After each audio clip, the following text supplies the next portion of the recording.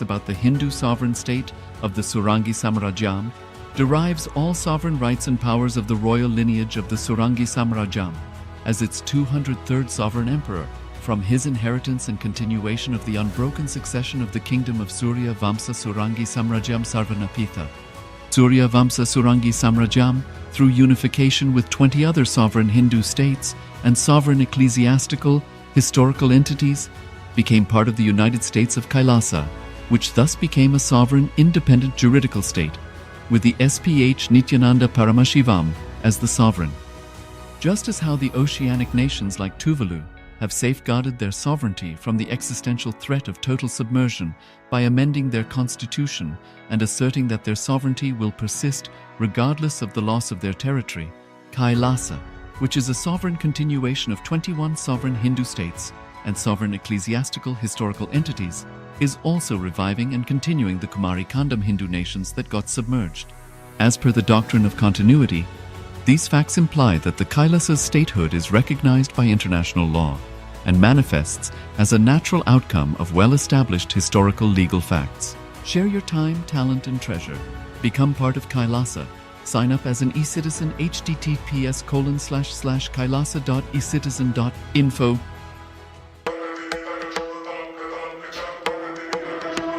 With Paramashiva's grace, we have evolved UAN, United Nations for Ancient Nations. Paramashiva successfully manifested, and now he is introducing this to all of you, to the world formally, United Ancient Nations. It is United Nations for Ancient Indigenous Nations. This is a profound intergovernmental body. More than 100 ancient nations are already part members of this UAN. It is to unite and support all the indigenous nations, indigenous kingdoms all over the world.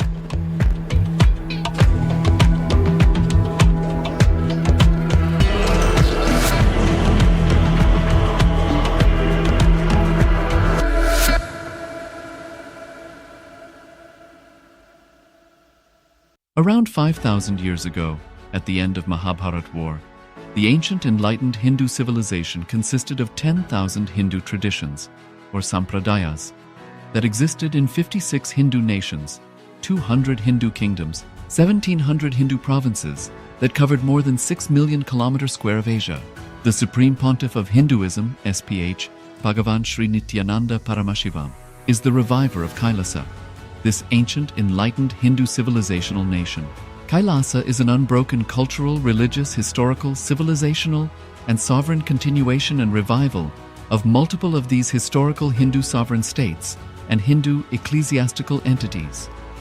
The unbroken continuity of these ancient Hindu nations through Kailasa results in the legal recognition of Kailasa as per the international customary law, particularly the Doctrine of Continuity.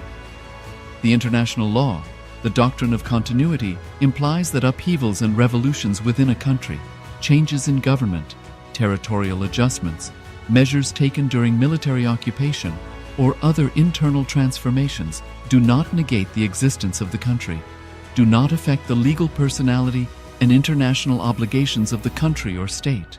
The Vienna Convention on Succession of States in Respect of Treaties, 1978, addresses these principles of the doctrine of continuity as it outlines international law during situation of state succession or continuation. International law recognizes a state's legal personality by recognizing its identity. This perspective extends even during the period when the given state or country is annexed or occupied by a foreign power. Even in such cases, the legal personality of the state is considered to persist, enabling its subsequent re-establishment. Historical examples dating back to the 18th century include cases like Portugal and Genoa that were re-established after the Vienna Congress of 1815. More recent examples include countries such as Poland, Ethiopia, Czechoslovakia, Albania, and Austria that were re-established after World War II. Even when a nation is deprived of its territory, the nation continues to exist. Its sovereignty and international legal personality continues to persist. The Dalai Lama, as the spiritual and temporal leader of Tibet, exemplifies this principle. In 1959, the Dalai Lama was exiled and forced to flee. Despite the challenges faced, the Dalai Lama continues to advocate for the preservation of Tibetan culture and garners worldwide support for Tibetan autonomy on the global stage. Similarly, from 1309 to 1376, the Pope of Catholicism had been in exile in Avignon. Despite this, he was recognized as the head of state as well as head of the church and given full privileges of the position after their return to Rome. Even in 1861, much of the papal territories had been lost, leaving the Pope with no sovereign territory other than the papal residence and related buildings. Yet his temporal powers were still acknowledged. He was recognized as a head of state, and later, the Lateran Treaty of 1929 formally re-established papal sovereignty over the Vatican City. The Sovereign Order of Malta further exemplifies this principle, retaining international recognition as a sovereign entity despite the permanent loss of their territory upon Napoleon's invasion in June 1798. Despite such permanent loss of territory, the sovereignty and the international legal personality of the Sovereign Order of Malta continue to persist. Much later in 1894, the order settled in Rome and acquired two properties, the Magistral Palace and the Magistral Villa that received extraterritorial status. Today, the order maintains diplomatic relations with 112 countries, issues its own diplomatic passports, currency stamps, and vehicle registration plates, and has been granted observer status in the United Nations. All these examples of state re-establishment illustrate the principle of continuity of states, as per international law, that a state's legal personality persists over time. A nation continues to exist even after a complete loss of territory. A far more striking example is of the oceanic countries, which are under the threat of their entire nation being drowned and submerged due to rising sea levels owing to global warming. In response to such existential threat of climate change, Pacific Island nations, including Tuvalu, have enacted constitutional amendments and made international declarations affirming that their nation and their sovereign rights will continue to persist, despite their entire territory being lost to the sea. This proactive stance is highlighted in the Constitution of Tuvalu Act 2023 and the Pacific Islands Forum Declaration of 2021. The Supreme Pontiff of Hinduism, Bhagavan Sri Nithyananda Paramashivoham, through the line of succession is the present 203rd Emperor of the Hindu Sovereign Kingdom of Surangi Samrajya. He was crowned on the 31st of December 2004 at the age of 26.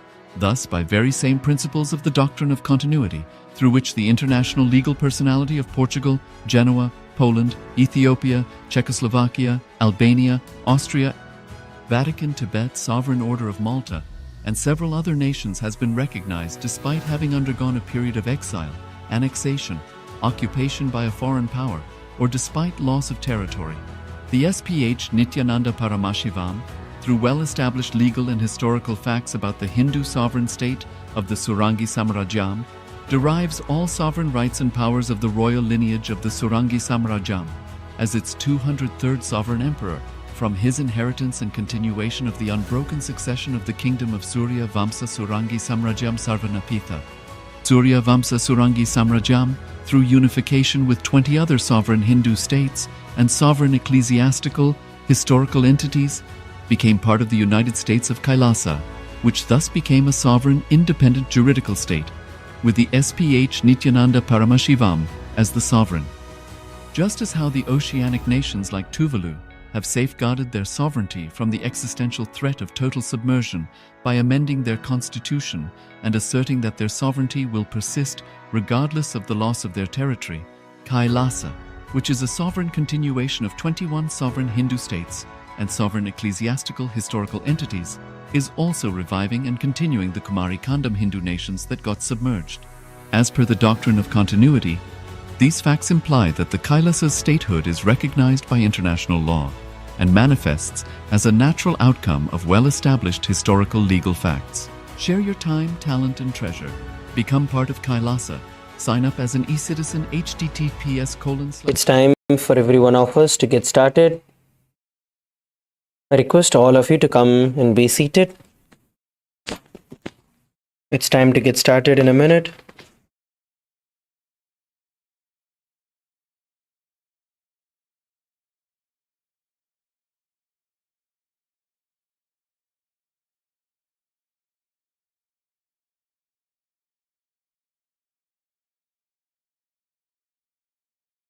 Please settle down with your head, neck and spine in a straight line. Bring your awareness to your Anandagandha. Bring your hands in front of your heart in the Anjali Mudra. Visualize Swamiji in your inner space. Let us now begin with the Sadguru Vandanam.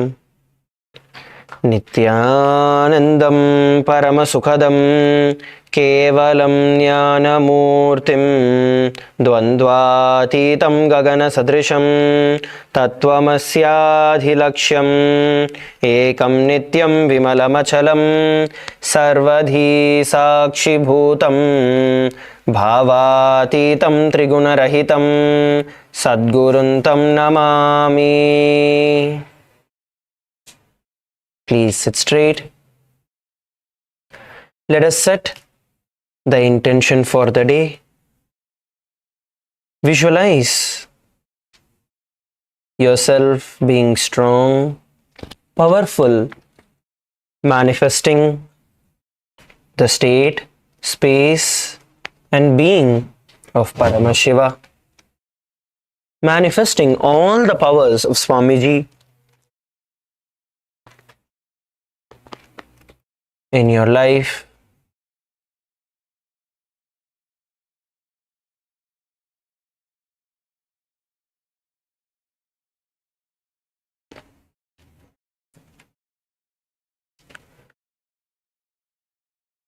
நாள் ஃபுல்லா பவர்ஃபுல்லா சக்தியோடு tiredness boredom இல்லாமல் உங்களை நீங்களே பவர்ஃபுல்லாக இருக்கிறத visualise பண்ணுங்க.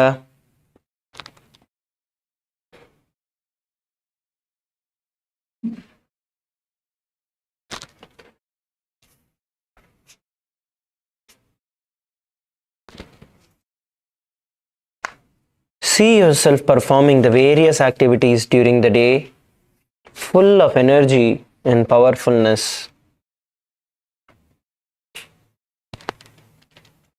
We will now be chanting the Shiva Moola Mantra internally 11 times. Shiva Moola Mantram Ajapa Ajapama 11 தடவை உச்சரிக்க போறோம். Om Ham Hom Shivaya Namaha. Om Ham Hom Shivaya Namaha. Om Ham Hom Shivaya Namaha. Om Ham Hom Shivaya Namaha. Om Ham Hom Shivaya Namaha. Om Ham Hom Shivaya Namaha. Om Ham Hom Shivaya Namaha. Om Ham Hom Shivaya Namaha. Om Ham Hom Shivaya Namaha. Om Ham Hom Shivaya Namaha. Om Ham Hom Shivaya Namaha. Om Ham Hom Shivaya Namaha.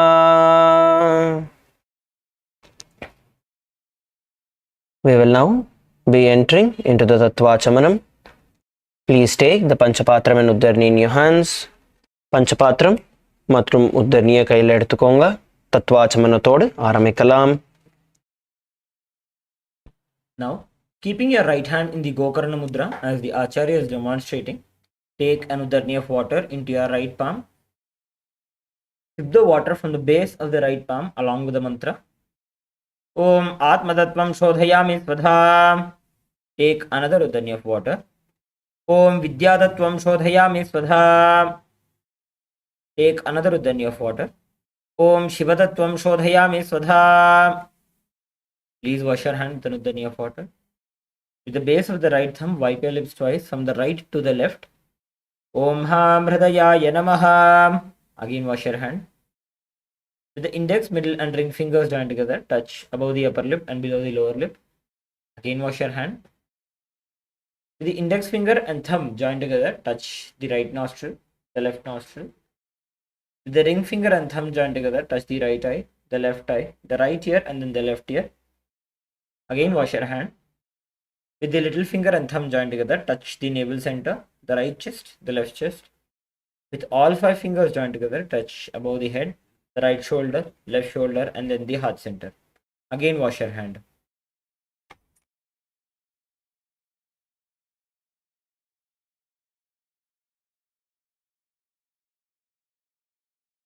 Let us now enter into the Sankalpa. Please clasp your hands, place them on your right thigh.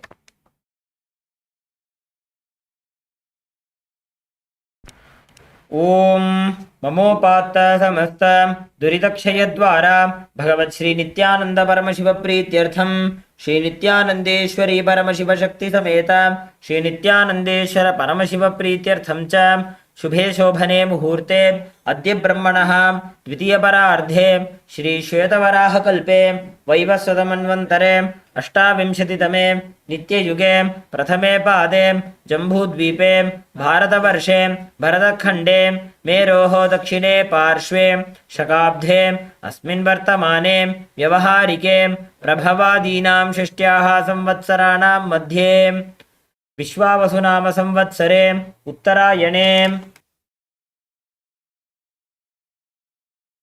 शुभायने शुभऋतौ शुभमासे शुभपक्षे शुभतिथौ शुभवासरयुक्तायां शुभनक्षत्र शुभयोग Shubhkaran एवं गुणविशेषण विशिष्टायाम् अस्यां शुभतिथौ श्री कैलासोन्नत द्वादशान्त श्यामला पीठारूढ़ श्री मीनाक्षी सुंदरेश्वराभिन्न स्वरूप परशिवपुत्र रत्नकुमार गुरुमन्यतुल्यावतार श्री पार्वती स्तन्यपान लब्ध दिव्य ज्ञान विश्रुत सकल निगमागमसार भूत द्राविड वेद प्रवक्त्रे श्रीमत् परमशिव करुणा समधिगत मुक्तामय चतुरश्रयाण गीयमान छत्र चामर श्री चिन्ह काहलादि समस्त विरदावल्यलंकृत ज्ञान विज्ञान चक्रवर्ती सर्वजन संघ सद्यो निर्वाण दीक्षा व्ययापवर्ग वर्ष विश्रान जीमूत परमत कलभ केसरी शैव सिद्धांत स्थापनाचार्य श्री राजाधिराज पांड्य महाराज गुरु क्षपण शाक्यादि महांधकार निवारण ज्ञान भानु वीक्षणा नरहारह ध्वजोच्छेदन पूर्वक श्रीमद् ऋषभध्वज स्थापक शैव समय कर्तृ सर्वज्ञ पीठारूढ़ श्री जगद्गुरु श्री ज्ञान संबंध देशिक स्वामी वागीश सुंदर माणिक्य वाचक स्वामिनाम अवतार भूत श्री ज्ञान संबंध स्वामी पुनरुद्धृत श्यामला पीठ सर्वज्ञ पीठ तृणवद्युत्तर द्विशततम गुरु महासन्निधान अरुणगिरि योगीश्वर परंपरागत अरुणाचल सर्वज्ञ पीठ गुरु महासन्निधान कैलास परंपरागत कांची कैलास सर्वज्ञ पीठ त्रयस्त्रिंशदुत्तर द्विशततम गुरु महासन्निधान नित्योत्सव नित्य मंगल नित्य कल्याण नित्य रचित कैलास परंपरागत आदि कैलास नित्यानंद पीठ महासंस्थान महासिंहासन पीठ कत्र साक्षात् श्री परमशिव समुद्भूत कैलास परंपरागत वैवस्वत मनु इक्ष्वाकु हरिश्चंद्र भगीरथ श्रीरामचंद्र शूरसेन इत्यादि अनवच्छिन्न सार्वभौम चक्रवर्ती परंपरागत चतुष्षष्टि योगिनी मंडित चतुष्षष्टि संप्रदाय प्रवर्तक मनुधर्म शासन सूर्यवंश प्राप्त सर्वज्ञ पीठ सुरांगी साम्राज्य मूर्धाभिषिक्त चूड़ामणि साक्षात् श्री परमशिव समुद्भूत कपिल महागुरु पुनरुद्धृत महानिर्वाणि पीठ अष्टोत्तर सहस्र श्री महामंडलेश्वर साक्षात् श्री परमशिव समुद्भूत श्री महागणपति समारंभ अनवच्छिन्न पीठाधीश्वर गुरु परंपरा प्राप्त अटल पीठ अष्टोत्तर सहस्र श्री अटल पीठाधीश्वर धर्म मुक्ति स्वर्गपुर स्वर्ण पीठ त्रयोविंश गुरु महासन्निधान कैलास परंपरागत आदिपीठ सर्वज्ञ पीठ जगद्गुरु श्री कैलास पुनरुद्धारक श्री कैलास परमाचार्य श्रीमत् परमहंस परिव्राजकाचार्य वर्य सच्चिदानंद प्रणव स्वरूप श्रोत्रिय ब्रह्मनिष्ठ श्रीमज्जगद्गुरु श्रीलश्री भगवत श्री नित्यानंद परमशिव श्री ज्ञान संबंध देशिक परमाचार्य स्वामिनां प्रीत्यर्थम तेषां पादारविन्दयोः भक्ति सिद्ध्यर्थम गुरुकृपा कटाक्ष सिद्ध्यर्थम क्षेमस्थैर्य वीर्य विजय आयुरारोग्य ऐश्वर्यानाम् अभिवृद्ध्यर्थम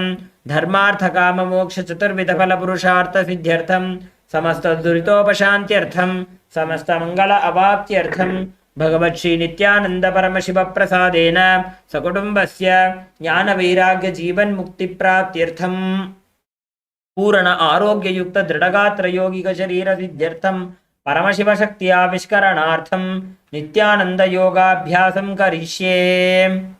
Please wash your hand with an udani of water. Om apa upasprishya.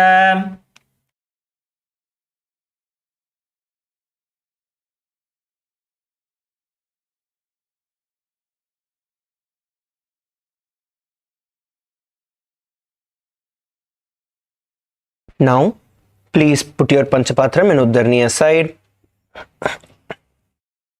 And please come onto your feet. Stand up on your mat. எழுந்திருச்சு நின்றுக்கோங்க. பஞ்சபாத்திரம் உத்தரணி சைடில் எடுத்து வச்சுட்டு எழுந்திருச்சு நின்றுக்கோங்க. We are going to be beginning the skeleton dance shortly. Let us start with some warm-up. Please rotate your neck. Start off by rotating your neck clockwise and anti-clockwise direction. When you are rotating, make sure that you are stretching your neck completely. Rotate your neck to the left and right, forward and back.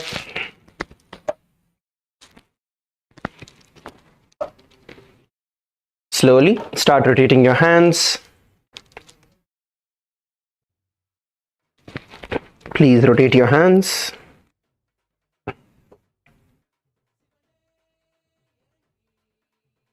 Clockwise direction and anti-clockwise direction. Rotate your elbows.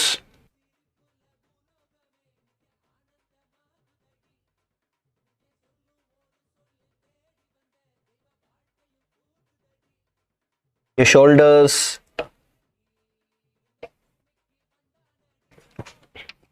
Your hips.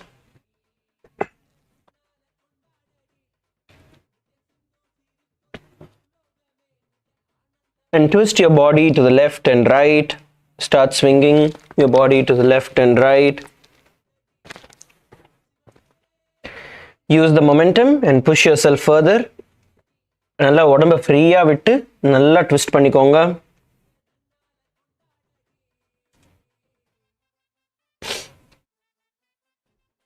Rotate your wrists.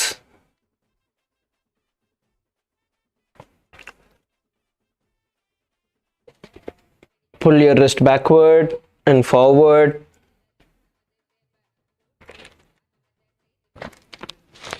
Switch your hands and do the same.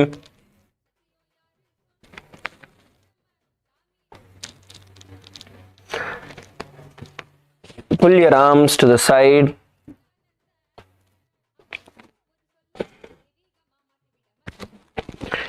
And stretch your hands above your head, interlocking your finger and move from side to side. Nicely stretch yourself out.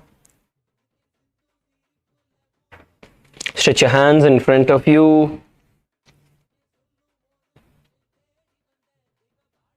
Go to the sides, to the back. Stretch yourself nicely. Now rotate your knees.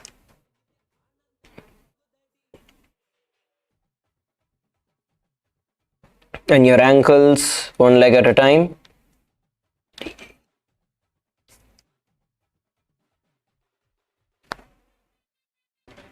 And then you're going to bend down and scoop yourself.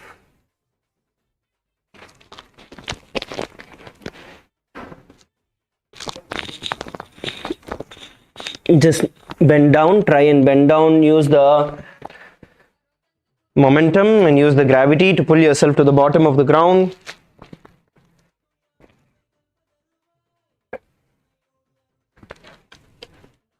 Push your hands in between your legs.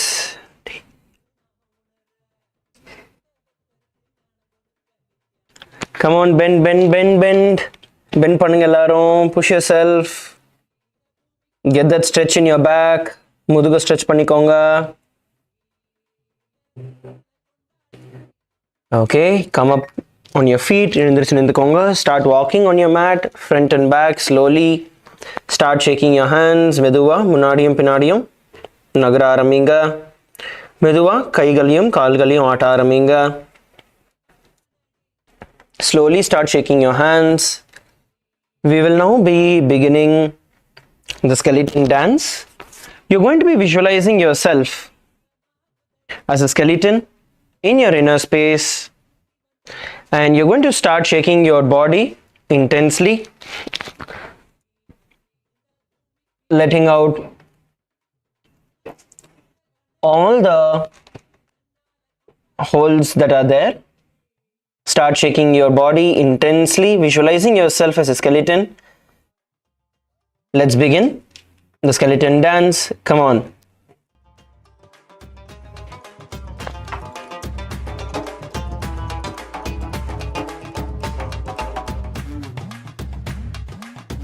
அழகில்லா ஆனந்தம் பாரு நம்ம நித்யானந்த கண்முன்னே தோன்றிடும் போது அழகில்லா ஆனந்தம் பாரு நம்ம நித்யானந்த கண்முன்னே தோன்றிடும் போது பட்டு துணி உடுத்தி பொன்னாலேன கையழைச்சி புன்னகமாராமனின் ஆண்டி நம நித்யானந்த பாரெல்லாம் காக்க வந்தாண்டி நம நித்யானந்த பாரெல்லாம் காக்க வந்தாண்டி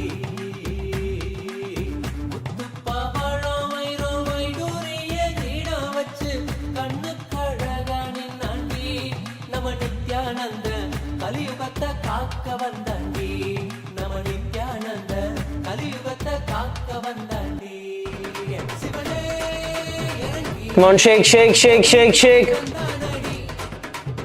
Move your hands, move your head, move your legs. Shake.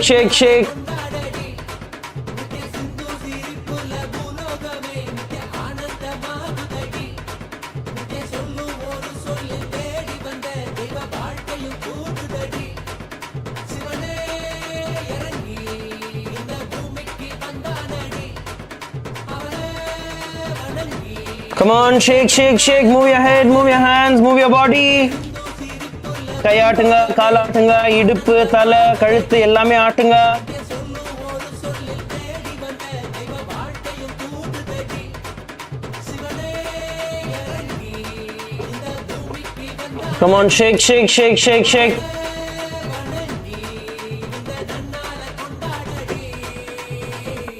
Come on, last 30 seconds.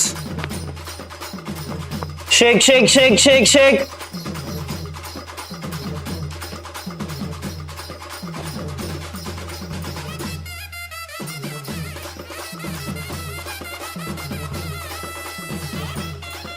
Come on, shake your neck, shake your hips. Fast. Increase the speed, go faster.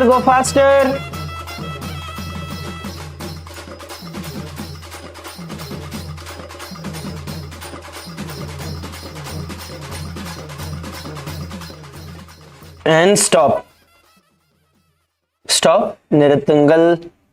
Just stop wherever you are. Just stand still and inhale deeply. ஆழ்ந்து சுவாசியுங்கள். Kailasa Kashi, don't move around. Stand still.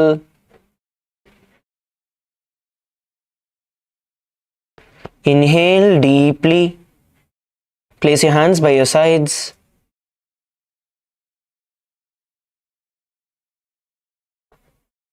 Inhale deeply through your nose.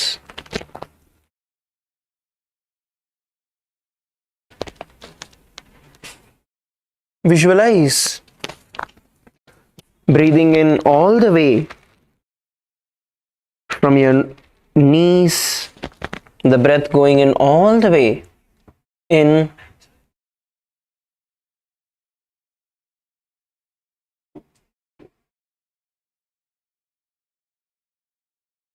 inhale and exhale deeply.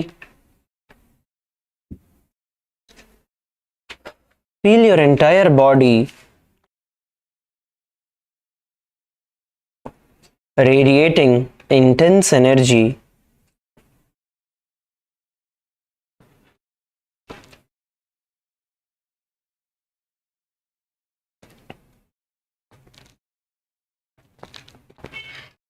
Feel the energy in your fingertips, in your toes,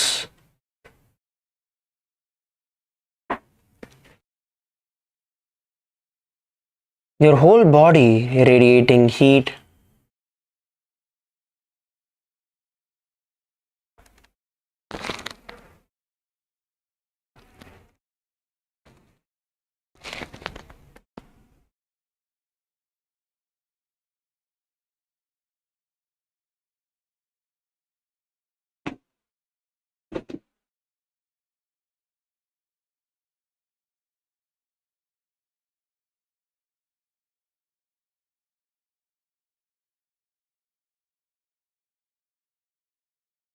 Inhale and exhale. Slowly open your eyes. Meduva kangala tharakalam. You can all come to a seated position. Please settle down. All of you, please settle down on your mats. Let's begin. You can adjust your mat and settle down. Make sure that you keep your panchapatram and uddarni away. உங்களோட பஞ்சபாத்திரம் உத்தர்னி சைடில் எடுத்து வச்சுக்கோங்க.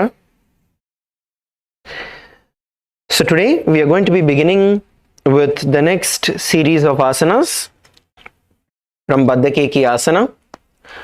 So just before we enter into that, we are going to start from Padmasana. Now all of you stretch your feet out. எல்லாருமே உங்க கால்களை வந்து வெளிப்பக்கமா நீட்டிக்கோங்க. We'll be performing the Padmasana. Stretch your feet out in front of you. உங்களோட கால்களை வெளியில நீட்டிக்கோங்க, வெளிப்பக்கமா நீட்டிக்கோங்க. Now place your right leg on top of your left thigh. இப்போ வந்து உங்களோட right leg வந்து உங்களோட left thigh மேல தூக்கி வச்சுக்கோங்க. Place your right leg on your left thigh and then place your left leg on your right thigh. அதுக்கப்புறம் உங்களோட left leg தூக்கி உங்களோட right thigh மேல வச்சுக்கோங்க.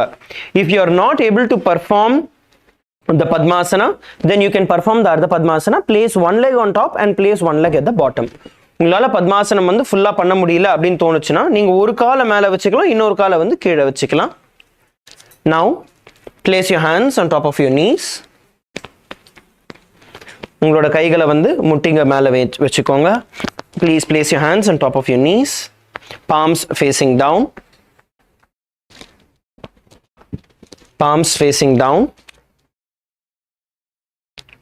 You're going to visualize yourself as Paramashiva in your inner space.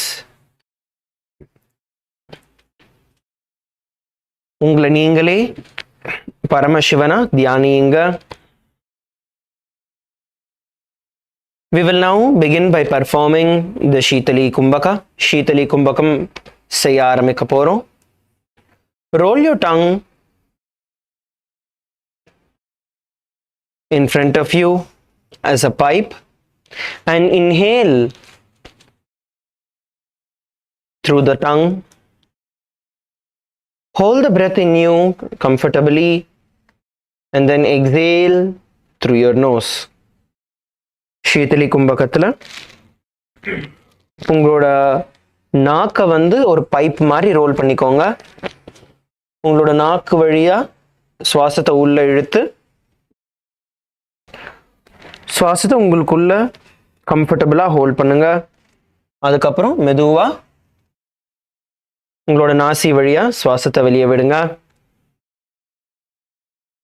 Please continue to perform the Shitali Kumbhaka.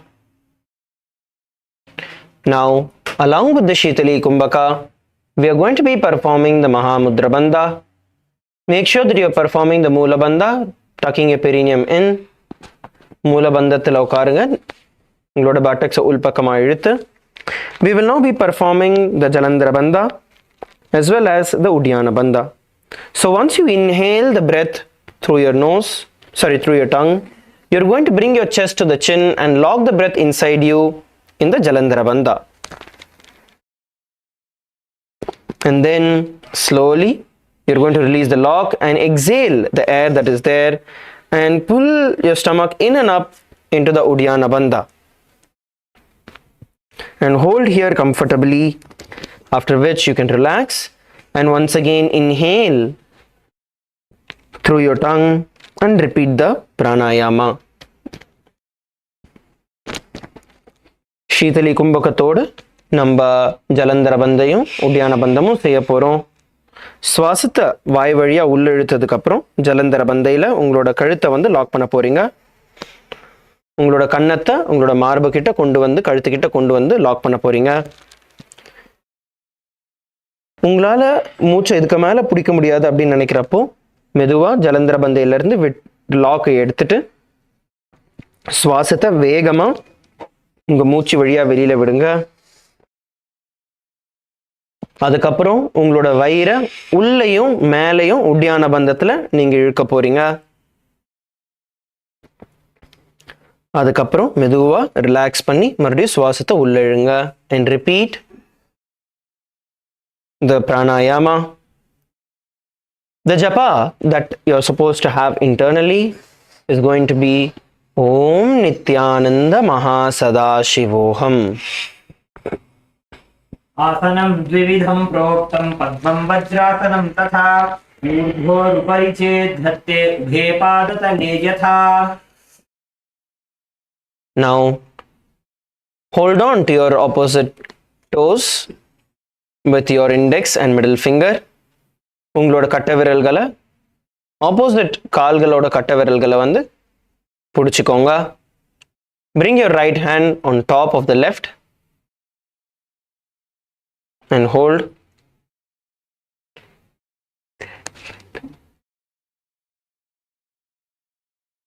And hold the position.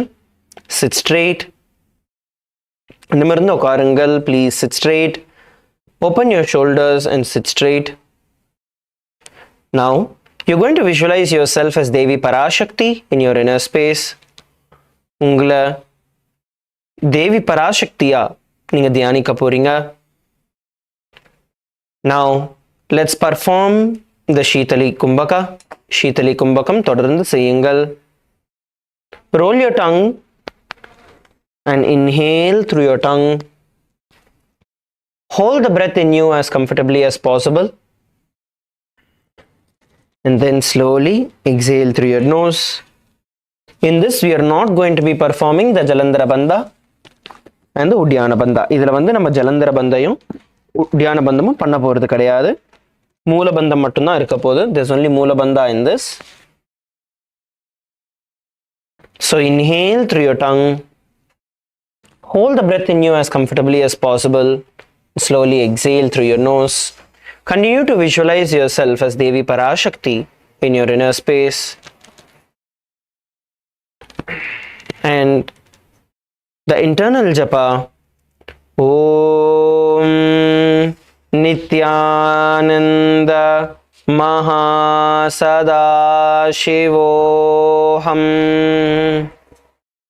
उत्तानौ चरणौ कृत्वा ऊरु संस्थौ प्रयत्नतः ऊरु मध्ये तथोत्तानौ पाणी कृत्वा तु तादृशौ नासाग्रे विन्यसे दृष्टिं दन्तमूलं च जिह्वजा उत्तोल्य चिबुकं वक्ष्य उत्थाप्य पवनं शनैः.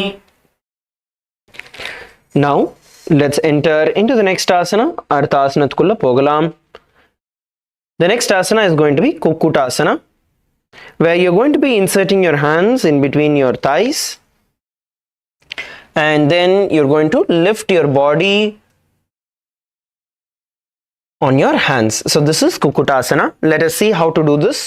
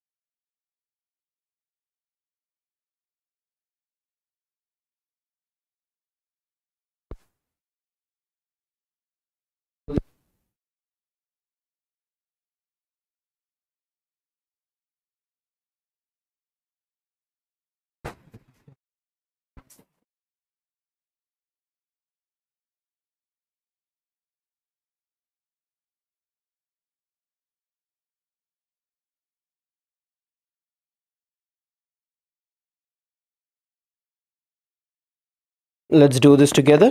சேர்ந்து பண்ணலாம். Now please sit in Padmasana. Padmasanathila உட்கார்ந்துருங்க. Now insert your hands in the gap between your thighs. Insert your hands in the gap between your thighs. And now sit up on your butt and pull your legs as high as possible. As high as possible. And then you're going to slowly shift your weight onto your hands and bend forward, lifting your body off the ground. Lifting your body off the ground. கைகளை வந்து கால்களுக்குள்ளே விட்டதுக்கப்புறம் அந்த கேப்பில் நடுவில் விட்டதுக்கப்புறம் நீங்கள் எவ்வளோ முடியுமோ கால்களை மேலே இழுத்து அதுக்கப்புறம் நீங்கள் தூக்கி பிடிக்க போகிறீங்க. Let's all do this together. If this is difficult for you, you can place your hands by the sides of your thighs. இது கஷ்டமாக இருந்ததுன்னா உங்களோட கைகளை வந்து உங்களோட தொட பக்கத்தில் வச்சுக்கலாம். Place your hands by the sides of your thighs and slowly lift your body off the ground. உங்களோட கைகளோட ஸ்ட்ரென்த்தை வச்சு உங்களோட உடம்பை மேலே தூக்குங்க. Lift your body off the ground and hold. Visualize yourself as a rooster in your inner space and the internal japa Om Nithyananda Mahasadaशिवोऽहम्. आसनं सुतं स्थाप्य नाङ्गोरौरन्तरे करौ विवेश्य भूमावातिष्ठेद्यो मत्तः कुक्कुटासनः.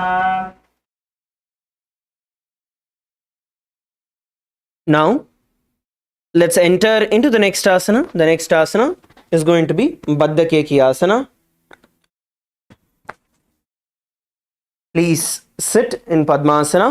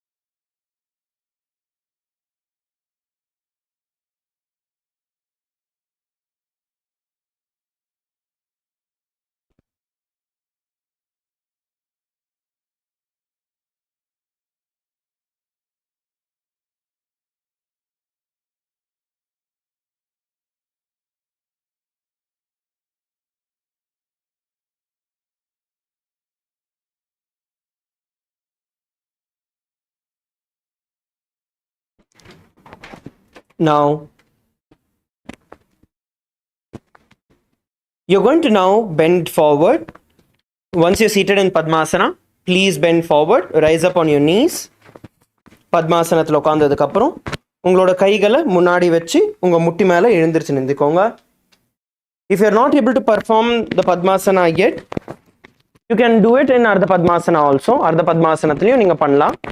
Suppose Padmasanathila உங்களால எழுந்திருச்சு உட்கார முடியல இன்னும் அப்படின்னா Ardha Padmasanathila நீங்க ட்ரை பண்ணலாம்.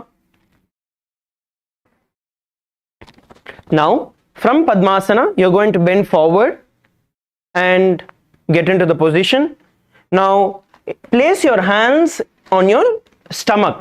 So you're going to bend your elbows and you're going to place it as close as possible in your stomach. And once you place your hands in the stomach, then slowly you're going to bend forward and lift your knees off the ground. மெதுவா உங்களோட கால்களை வந்து தூக்கி பிடிக்க போறீங்க. Relax. So in this position you need to make sure that you are having your stomach tight, hold it tight so that when you're placing it, your hand, both your elbows are coming together and then you're placing it on your stomach. Only then you will be able to hold the position. Okay? So bend and you're going to insert your hands in the gap and then you're going to lift your body up into the air. So all of you let's get into the position ready to lift. If you are not able to lift, உங்களால இப்போதைக்கு தூக்க முடியலனாலும் பரவாயில்ல, balance in that position just by placing your hand on your stomach. Okay, all of you positions, get into the positions. எல்லாருமே positionக்கு வந்துருங்க. In the count of 3 we are going to lift ourselves. Ready? 3 2 1 lift. Visualize Swamiji in your inner space and the internal japa Om Nithyananda Mahasadaशिवोहम. रामवष्टभ्यकरद्वयेन तत्पूर्वपरिस्थापिता नाभिपार्श्वः. Relax. Relax, all of you relax. Relax பண்ணுங்க. Next, we are going to be entering into the Mayurasana. அடுத்து வந்து நம்ம மயூராசனத்துக்குள்ள போக போறோம். So once again it's going to be similar to how we did the Baddha asana. From the Baddha asana we are going to be stretching our feet out into the Mayurasana. So that is what is going to be the way of doing this. But if you are not able to do the Baddha asana still, then we will start it from the ground itself. So every one of you come on top of your knees. எல்லாருமே உங்க முட்டி மேல வந்துக்கோங்க. வீடியோல காமிக்கிற மாதிரி. Place your hands in front of you. Place your hands in front of you. And turn your fingers facing backward. உங்களோட கைகள் விரல்கள் வந்து பின் பக்கமா பார்த்த மாதிரி திருப்பிக்கோங்க. Rotate your wrist so that your fingers are pointing backward. Now bend your elbows. இப்போ வந்து உங்களோட முழங்கால bend பண்ணி நல்லா வயித்து கிட்ட கொண்டு வந்துக்கோங்க. Place it as close as possible together near your stomach. Elbows pointing inward. Kailasa, Malaysia, some of your elbows are pointing out. Toes, sorry, your fingers have to point inward. Only then your elbows will come together. Okay, உங்களோட முழங்கால் ரெண்டு ஒண்ணா கிட்ட எவ்வளோ கிட்ட எடுத்துட்டு வர முடியுமோ நீங்க எடுத்துட்டு வர போறீங்க. எடுத்துட்டு வந்து உங்களோட வயித்து கிட்ட வைங்க. வயித்து கிட்ட வைங்க. Now from this position, all of you come to this position where you have your knees, your hand, your toes, everything is in position to lift and hold. At the count of 3, we are all going to lift ourselves and hold. Ready? 3 2 1 lift. Now visualize yourself as a peacock in your inner space and the internal japa Om Nithyananda Mahasadaशिवोहम.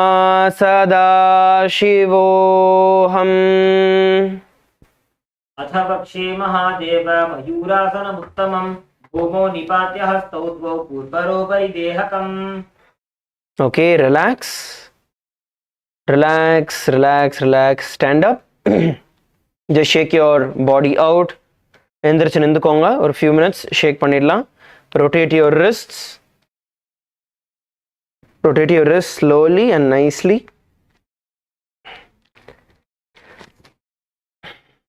And rotate it in the other direction. Rotate your wrist in the opposite direction also. And then pull your wrist forward and backward. Pull your wrist forward and backward.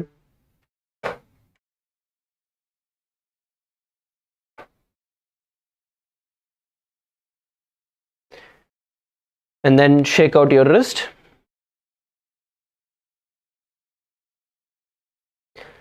Now let's enter into the next asana. The next asana is going to be Makarasana. So you're going to now lie down on your stomach. எல்லாருமே உங்களோட வயித்து மேல படுத்துக்க போறீங்க. Lie down on your stomach. எல்லாருமே உங்களோட வயித்து மேல படுத்துக்கோங்க. Now interlock your hands behind your neck. இப்போ உங்களோட கைகளை வந்து கழுத்து பின்னாடி கோர்த்து உங்களோட கழுத்து மேல வச்சுக்கோங்க. And place your legs toes pointing outward. இப்போ உங்களோட கால்களை வந்து வெளி பக்கமா உங்களோட கால் விரல்கள் வெளி பக்கமா பார்த்த மாதிரி நீங்க திருப்பி வச்சுக்க போறீங்க. Toes pointing outward. So toes are pointing outward and open your legs and lie down. Place your hands behind your head. உங்களோட கைகளை வந்து கோர்த்து உங்களோட கழுத்து மேல வச்சுக்கோங்க. Your forehead is touching the ground. Have a gap between your heels. Now you're going to visualize yourself as a crocodile while performing this asana.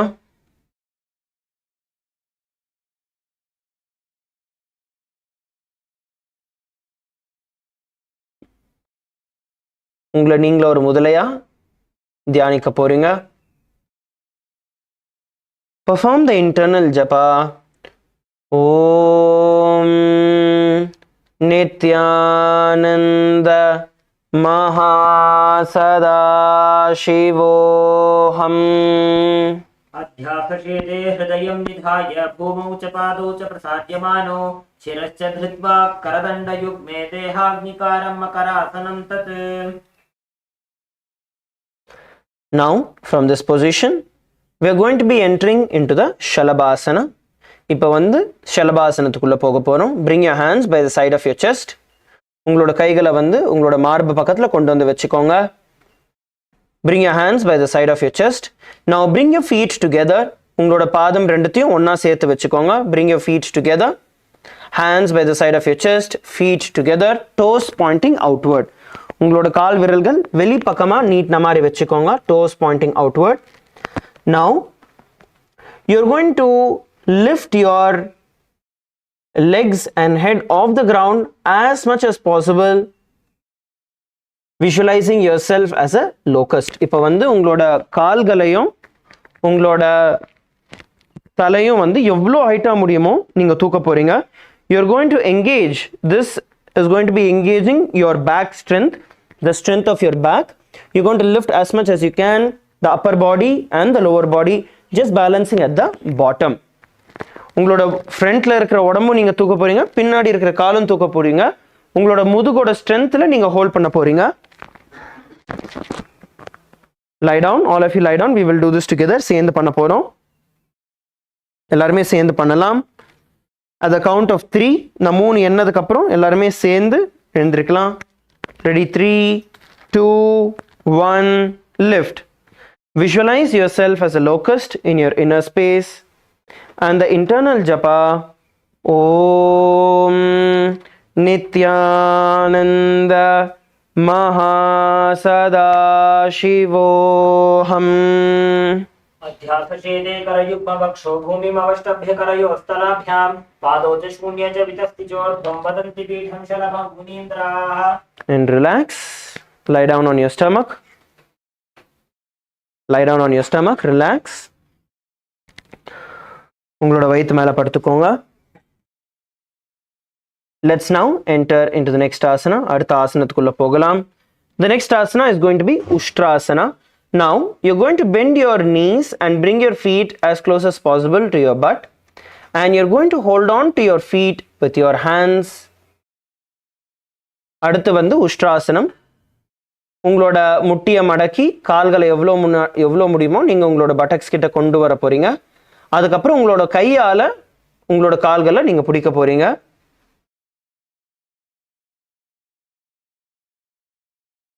And bring your body in a position so that you're pulling your legs as forward and downward towards the ground. எவ்வளோ முடியுமோ உங்களோட கால்கள் வந்து தரையை நோக்கி நல்லா press பண்ணுங்க. You can press one leg at a time. உங்களால ஒரு பாதத்தை ஒரு டைம், அதுக்கப்புறம் இன்னொரு பாதத்தை இன்னொரு டைம் நீங்க பண்ணலாம். One leg at a time. Try and pull it. Try and get your feet as close as possible towards the floor. And hold.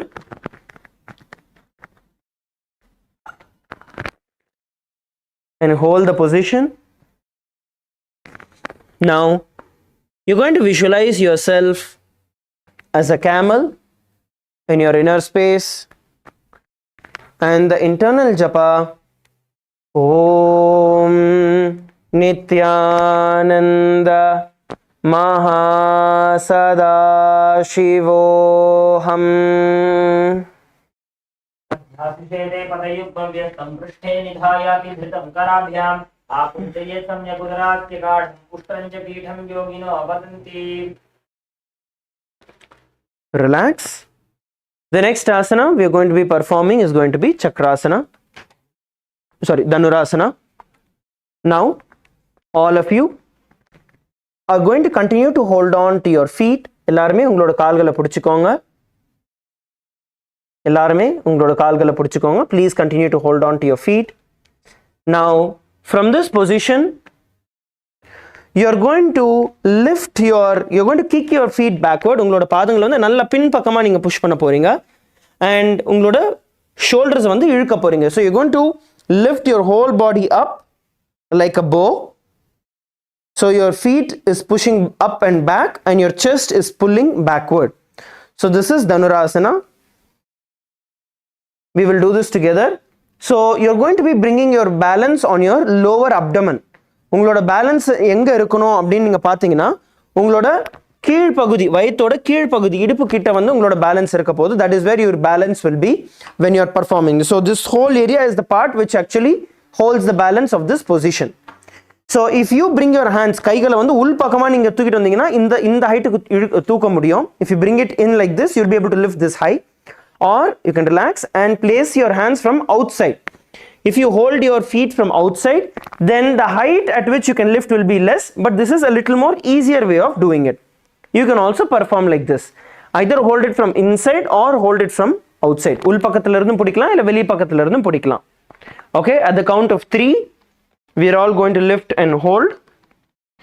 All of you get ready to the positions. எல்லாருமே பொசிஷனுக்கு வந்துருங்க. Hold on to your feet. Ready at the count of 3. Let's lift our body up. Ready? 3, 2, 1, lift. தூக்கி போடுங்க. Now visualize yourself as a bow in your inner space and the internal japa. Om Nithyananda Mahasadaशिवोऽहम्.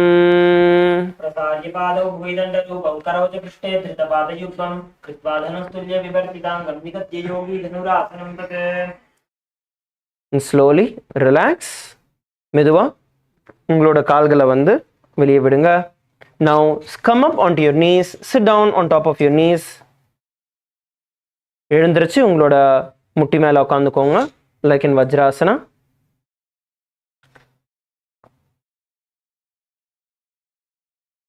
Sit on top of your knees. Place your hands on top of your knees. உங்களோட கைகளை வந்து முட்டி மேல வச்சுக்கோங்க. Sit straight. நிமிர்ந்து உட்காந்துக்கோங்க. Please sit straight. Keep your head, neck and spine in a straight line. And we are now going to be performing the Sahaja Kumbhaka. Sahaja Kumbhaka ta panna porom. Inhale through your nose and visualize the prana shakti flowing in, awakening your kundalini shakti. Hold it as comfortably as possible and exhale slowly through your nose.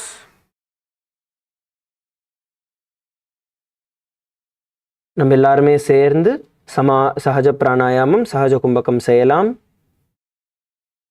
மெதுவா உங்களோட நாசி வழியா சுவாசத்தை உள்ளிழுங்க.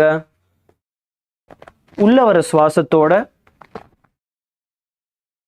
உங்களோட குண்டலினி சக்தியும் பொங்கி எழுறத தியானிங்க.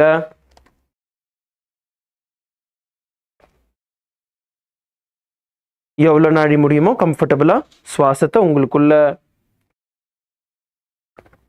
மூச்சை பிடிங்க. அதுக்கப்புறம் மெதுவா உங்களோட நாசி வழியா சுவாசத்தை வெளியே விடுங்க. Continue to perform the pranayama. தொடர்ந்து சஹஜ பிராணாயாமம் செய்யுங்கள்.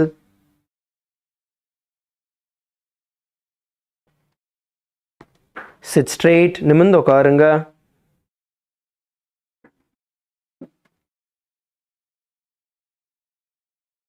Now visualize Swamiji in your inner space and the internal japa Om Nithyananda Paramashivoham. उल्टा मोड़ी पाव दो गई से बहुरव जुगति करे एक ऐसे पावन महिला गुल्प जो हो वो कुला पाशतीला वेसो. Now from this position, before we enter into the next asana, we are going to bend forward and down, stretching our hands as much as possible forward, relaxing our back. இதிலிருந்து கீழ் பக்கமா குனிஞ்சி உங்களோட கைகளை வெளியில நல்லா நீட்டிக்கோங்க. Stretch your back out. உங்களோட முதுகை நல்லா stretch பண்ணிக்கோங்க. We are doing the opposite of Dhanurasana. Make sure that you are stretching your hands out nice and wide in front of you. Now bring your head as close as possible to your knees. இப்போ மெதுவா உங்களோட தலையை வந்து நல்லா முட்டி கிட்ட கொண்டு வாங்க. Arching your back. முதுகை நல்லா வளைச்சி ஒரு பந்து மாதிரி உங்களோட முதுகை நல்லா வளைச்சி தலையை வந்து உங்க முட்டி கிட்ட கொண்டு வாங்க. And hold there for a few seconds, arching your back.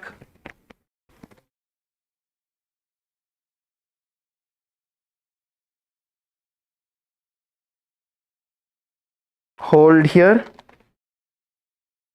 Feel the stretch across your entire spine.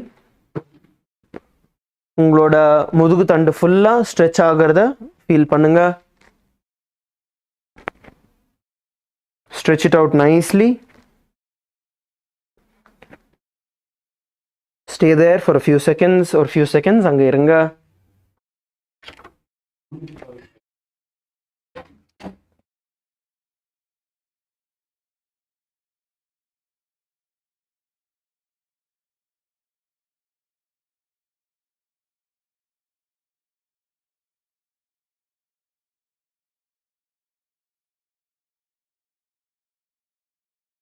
Now slowly come up, come back to your knees. From this position, let's now enter into the next asana. The next asana is going to be Gohi asana. அடுத்து நம்ம பண்ண போற ஆசனம் Gohi asanam. You can have partners for doing this. Partners ஓட support ஓட சேர்ந்து நம்ம பண்ணலாம். If you have a wall where you want to take support, you can use a wall. If not, you can use one of your other partners who are there along with you to perform the asana. So now you're going to bring your hands forward. Bring your hand forward and place your head onto the ground. Interlock your fingers. Interlock your fingers, bringing your head onto the ground. And slowly you're going to lift one leg at a time and try and balance. Hold yourself in the position at the bottom, having your back bent. Just hold in this position. Partners can help. உங்களோட கைகளை வந்து தலை பின்னாடி நீங்க வச்சிட்டு lock பண்ணிட்டு இங்க balance வந்து பாத்தீங்கன்னா உங்களோட ரெண்டு முழங்கால் உங்களோட தலை இந்த ட்ரையாங்கிள்ல தான் வந்து பேலன்ஸ் இருக்க போகுது. ஸோ நீங்க வந்து செவுத்து கிட்ட பண்ணலாம், அப்படி இல்லைன்னா யாராவதோட ஹெல்ப்போட நீங்க பண்ணலாம். பிடிச்சிக்கிறதுக்கு மெதுவா தூக்கி இந்த மாதிரி வளைஞ்சே நீங்க வந்து இருக்க போறீங்க.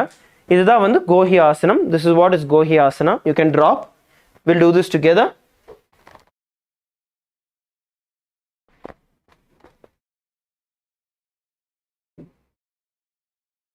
Okay, let's do this together. We'll do it one partner at a time. ஒவ்வொருத்தரா சேர்ந்து பண்ணலாம். Now first all of you get into partners. எல்லாருமே partners choose பண்ணிக்கோங்க.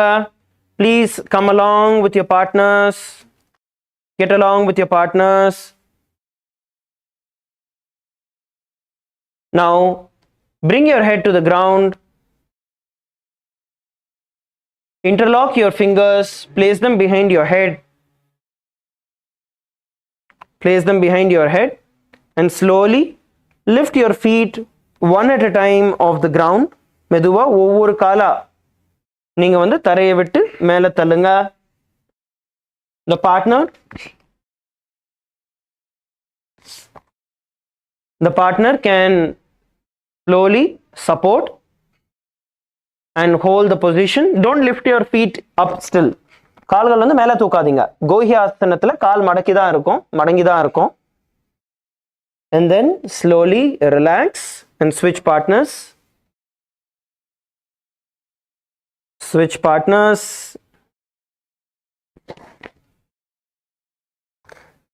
உங்களால பண்ண முடிஞ்சதுன்னா நீங்க மத்தவங்களுக்கு ஹெல்ப் பண்ணுங்க. whoever is able to do, please help the others also.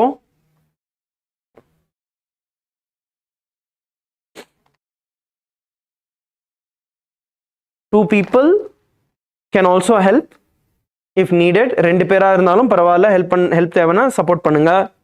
செவர் இருந்ததுன்னா செவத்துக்கிட்ட நீங்க இதே பண்ணலாம். if there is a wall accessible to you, you can do the same. Please perform the Gohi Asana. Yes, LA female team, you guys are doing a wonderful job. Kailasa Malaysia, all of you please try. எல்லாருமே சேர்ந்து try பண்ணுங்க. LA male team is also doing a good one. Don't have the fear of falling. விழுந்துருவோன்னு பயப்படாதீங்க. அந்த பயம் இருந்ததுன்னா உங்களால பண்ணவே முடியாது. ஸோ அதை பற்றி கவலைப்படாமல்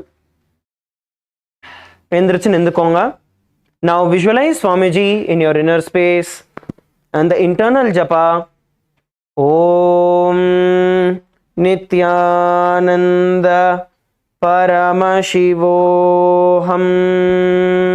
दो हाथ की कहोनी जोगी पुनिह कलाई जाने दो दी पिष्टि अंगुरिया की पुन जानो एक बले भू ऊपर ठानो. Relax, slowly come down. மெதுவா கீழே வந்துருங்க.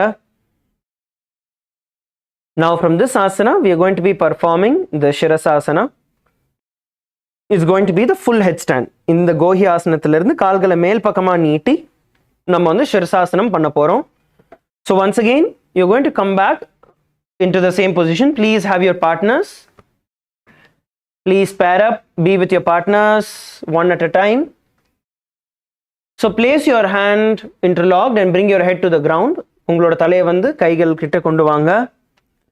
And slowly move one leg up at a time. ஒவ்வொரு காலா மேலே தூக்குங்க.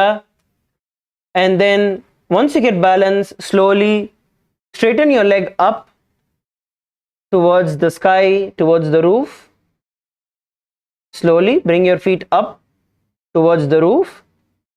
The partner who is supporting can hold. Yes, come on, let's all of us do it. எல்லாருமே சேர்ந்து பண்ணலாம். Let's do it together. And hold the position. One or two people can help. ஒருத்தர்ல ரெண்டு பேர் எப்படி வேணுமோ நீங்க ஹெல்ப் எடுத்துக்கலாம். Kailasa Kashi, wonderful. Ma Aishwarya, that's great.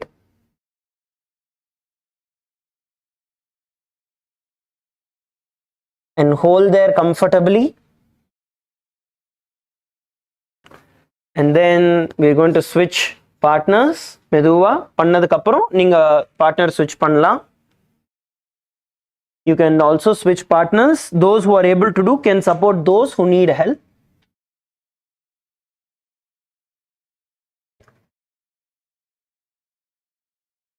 யாரெல்லாம் பண்ண முடியுதோ நீங்க மத்தவங்களுக்கு வந்து சப்போர்ட் பண்ணலாம்.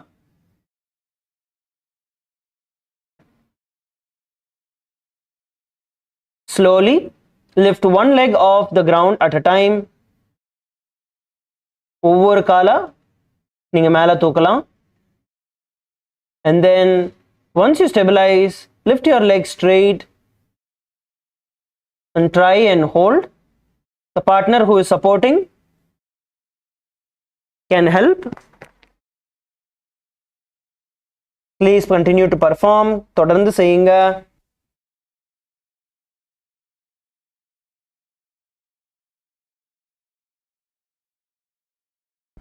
Now you're going to visualize Swamiji in your inner space and the internal japa. Om Nithyananda Paramashivoham.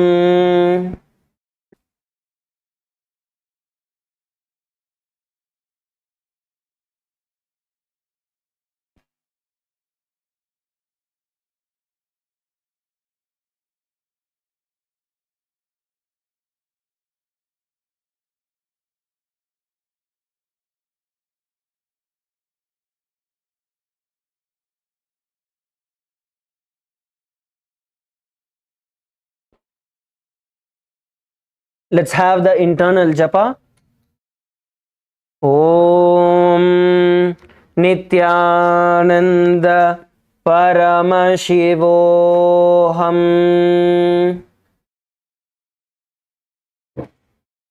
विपरीतं मण्डलं च द्विधैव विदितं हिनः दण्डासनं द्विधा प्रोक्तं विपरीतोपवेशने.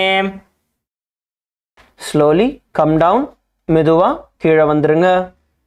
Come down slowly. Now sit down with your legs stretched forward.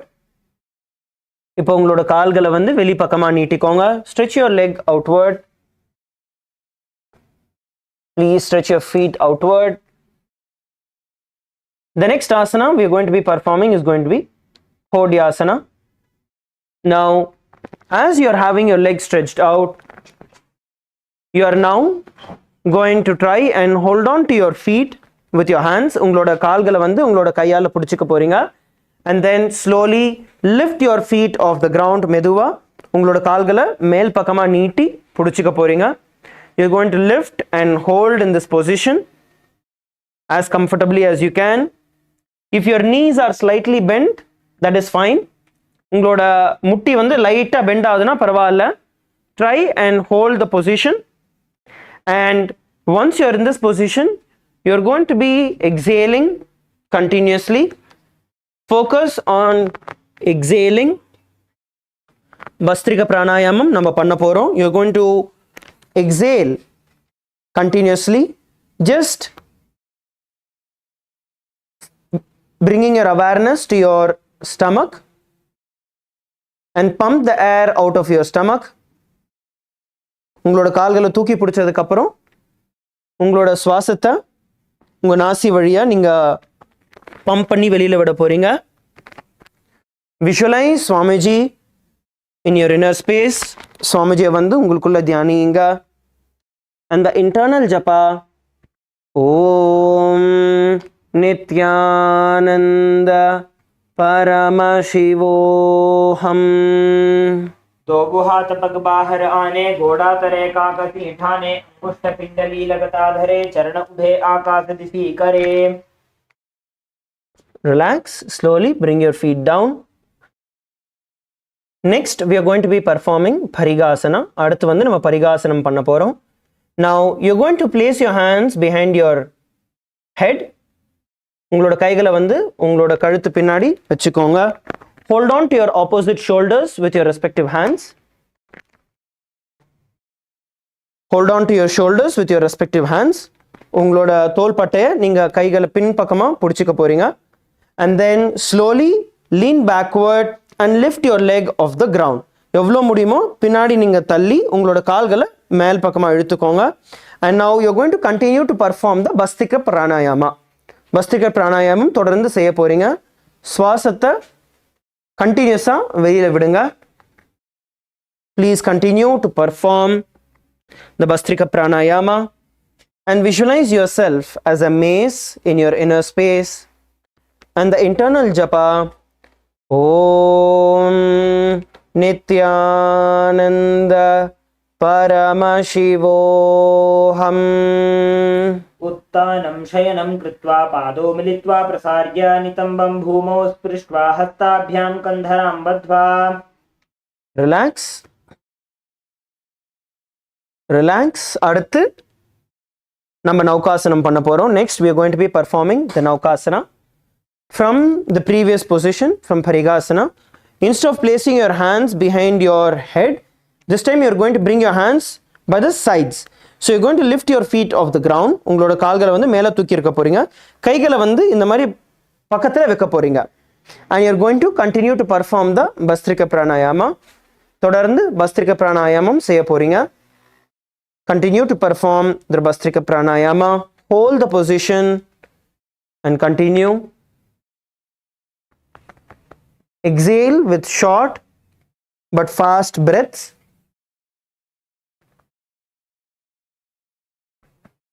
Visualize yourself as a boat in your inner space and the internal japa Om Nithyananda Paramashivoham. उत्तानशयनं कुर्पराभ्यां भूमिं वष्टभ्यः हस्तौ नितम्बं निधाय शिर ऊरो जङ्घापादां दण्डवद्धारयेत् नौकासनं भवति. Relax. The next asana we are going to be performing is going to be Rudrasana. அடுத்து வந்து நம்ம ருத்ராசனம் பண்ண போறோம். Now insert your hands under your legs. கைகளை வந்து உங்க கால்களுக்கு அடியில விடுங்க. And pull your feet up towards your chest as much as you can. எவ்வளோ முடியுமோ உங்களோட பாதங்களை வந்து நீங்க இழுத்து உங்களோட மார்பு கிட்ட நீங்க கொண்டு வர போறீங்க. You're going to bring your feet as close as possible towards your chest, towards your chin. Interlock your fingers and place it on top of your feet. Now once you come to this position, you're going to continue to perform the Bastrika Pranayama. நீங்க உங்களோட கால்களை நல்லா எவ்வளவு முடியுமோ நீங்க இழுத்து வச்சதுக்கு அப்புறம் பஸ்திரிக பிராணாயாமம் தொடர்ந்து செய்ய போறீங்க. Even if you are not able to get it all the way to your chin, that is fine. How much ever you are able to do, உங்களால எவ்வளோ கொண்டு வர முடியுதோ நீங்க கொண்டு வாங்க. கால்களை எவ்வளோ மேலே கொண்டு வர முடியுமோ கொண்டு வாங்க. Balance yourself in the position and then continue to perform the Bastrika Pranayama. Bastrika Pranayamam தொடர்ந்து செய்யுங்கள்.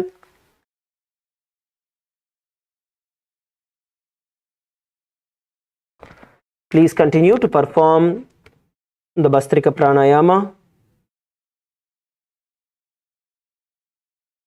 Now visualize yourself as Lord Rudra in your inner space and the internal japa Om Nithyananda Paramashivoham पगथली संपूट करी हाथ क्यों पग ऊंचाई पगा का अंगूठा दो वो ले वो परली का नीता लवे. Relax.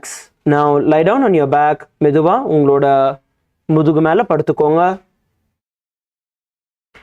And bend your knees. உங்களோட முட்டியை மடக்கி வச்சுக்கோங்க. Bend your knees. Lie down on your back. Bend your knees. Place your hands by the sides of your hips. உங்களோட இடுப்பு பக்கத்துல உங்களோட கைகளை வச்சுக்க போறீங்க. உங்களோட பாதங்கள் கிட்ட உங்களோட கைகள் வரும். And then you're going to lift your hip up all the way from the ground. நல்லா இடுப்பு நல்லா ஹைட்டா தூக்கிக்கோங்க.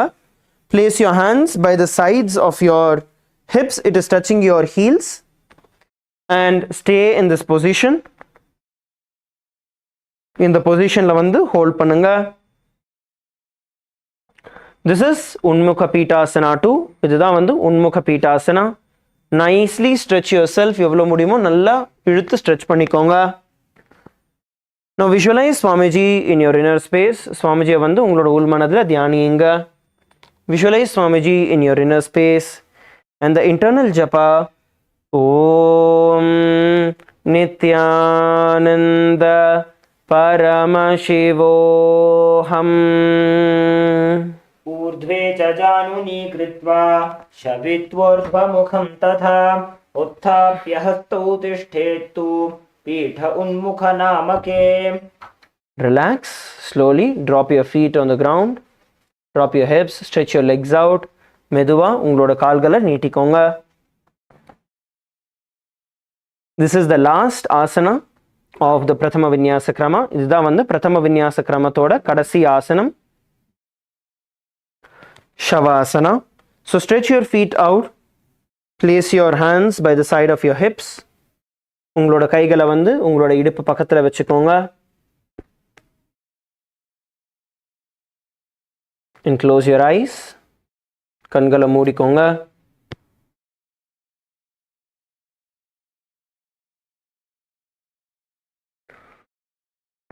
Unclutch from any movements of your body and the mind.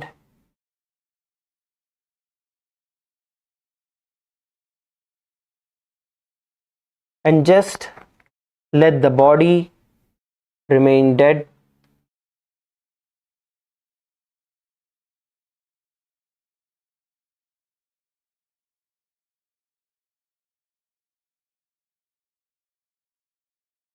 With every breath that is going in pull the Kundalini Shakti all the way from your Mooladhara Chakra to your Sahasrara Chakra. இந்த சக்தி சலன் குண்டலினி சக்தி உங்களோட மூலாதார சக்கரத்திலிருந்து சஹஸ்ரார சக்கரம் வரைக்கும் மேலே எழுந்து பொங்கி வர்றதை தியானிங்க.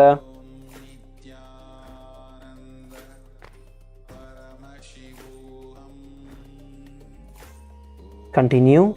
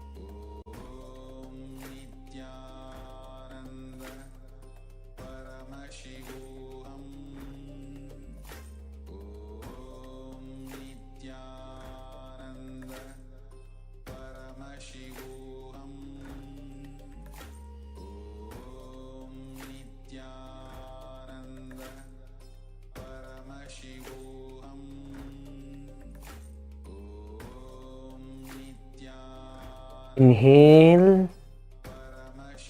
and exhale deeply. ஆழ்ந்து சுவாசியுங்கள்.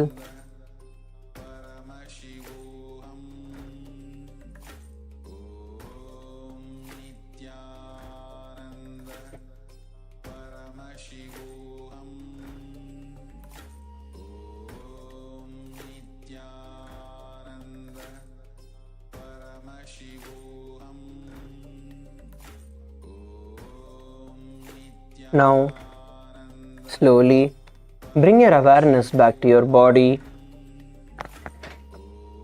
Slowly move your fingers.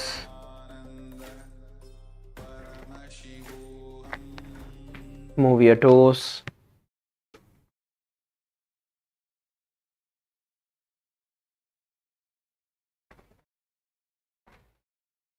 Move your knees,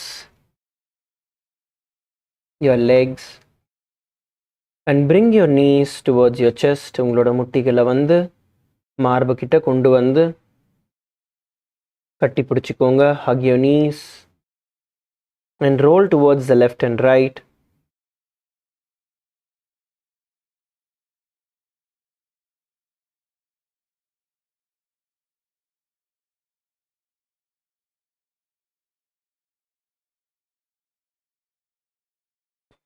Roll yourself to the left and right.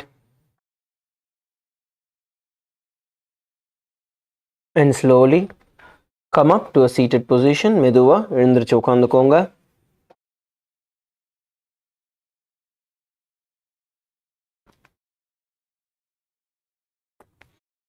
With that, we have completed the Prathama Vinyasa Krama, and we are going to move forward into the Dvitiya Vinyasa Krama. அதோட நம்ம பிரதம வின்யாச கிரமம் முடிச்சிட்டோம். The first set of 108 asanas, முதல் 108 ஆசனங்கள் நம்ம முடிச்சிட்டோம். இப்போ அடுத்து த்விதிய வின்யாச கிரமத்துக்குள்ள நுழைய போறோம். The next set of 208 asanas, அடுத்து 208 ஆசனங்கள். The first asana is going to be Yathasa Nishthasana. The first asana in the Dvitiya Vinyasa Krama is Yathasa Nishthasana. முதல் ஆசனம் Dvitiya Vinyasa Kramathla Yathasa Nishthasana. Now sit comfortably in any posture that brings you physical and mental ease. எந்த ஒரு ஆசனத்தில் உட்கார்ந்தா உங்களுக்கு கம்ஃபர்டபுளாக இருக்கோ அந்த ஆசனத்தில் உட்காருங்க. sit in any asana that brings you mental and physical ease.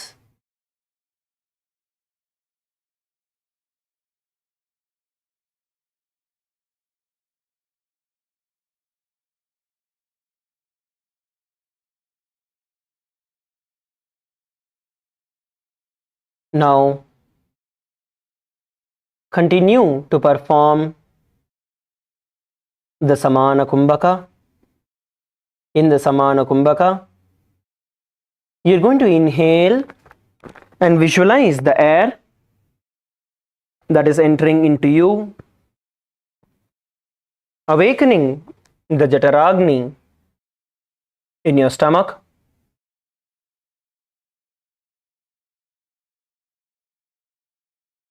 Visualize Swamiji in your inner space. உள்ள போற சுவாசம் உங்களோட ஜட்டராக்னியை வந்து அவேக்கன் பண்றத தியானிங்க. பகவானை வந்து உங்களோட உள் மனதில் தியானிங்க. With the internal japa, Om Nithyananda Paramashivoham पर्यङ्कं तत्समाख्यातं यथसंस्थं यथा स्थितिः. Now let's enter into the next asana. அடுத்த ஆசனத்துக்குள்ள போகலாம். The next asana is going to be Samasana. அடுத்து Samasanam. Sit with your legs crossed. உங்களோட கால்களை சமாசனத்துல கிராஸ் பண்ணி வச்சுக்கோங்க.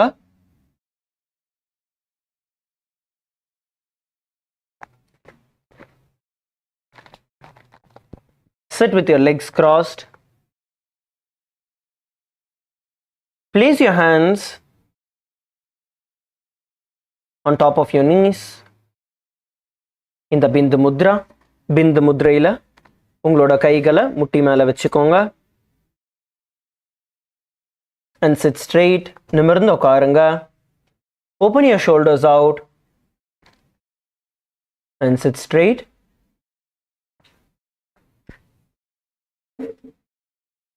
Inhale and exhale deeply. ஆழ்ந்து சுவாசியுங்கள்.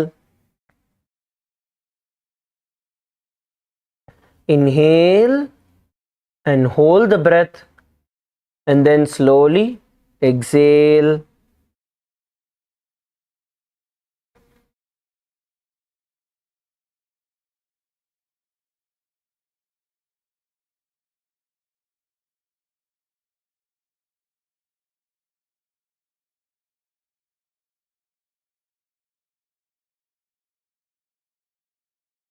Now, visualize Swamiji in your inner space and the internal japa. Om Nithyananda Paramashivoham. इदानीं गर्भिणीनां योगाभ्यासो यथा लघु सुखप्रसवलाभाय प्रोच्यते प्राक्तने पथि. Now, let's enter into the next asana. The next asana is going to be Muktasana. அடுத்து நம்ம பண்ண போற ஆசனம் முக்தாசனம். Now, place the left foot against the genital region. கால்களை நீட்டிக்கோங்க. You can stretch your feet out first and bring your left foot. உங்களோட left leg வந்து உங்களோட buttocks கிட்ட கொண்டு வந்து வைங்க. Bring your left foot close to your genital region. Place your right foot on top of the left. உங்களோட right லெக்கை வந்து left leg மேலே வச்சுக்கோங்க. Place your right leg on top of the left. Place your hands on top of the knees, palms facing towards the ground. உங்களோட கைகளை முட்டி மேலே கீழ்ப்பக்கமாக பார்த்த மாதிரி வச்சுக்கோங்க. Sit straight. நிமிர்ந்து உட்காந்துக்கோங்க. Sit straight. Now, bring your gaze towards the nose. உங்களோட மூக்கோட நுனிய பாருங்க. Bring your gaze towards the nose. Continue to perform the Samana Kumbhakam தொடர்ந்து செய்யுங்கள். Inhale and visualize that air awakening the Jataragni in your stomach.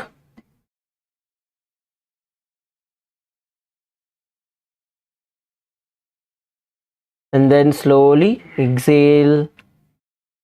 உள்ள இருக்கிற சுவாசம் உங்களோட வயிற்றில் இருக்கிற ஜட்டராக்னியை உயிர்ப்பிக்கிறத விஷுவலைஸ் பண்ணுங்க, தியானியுங்க.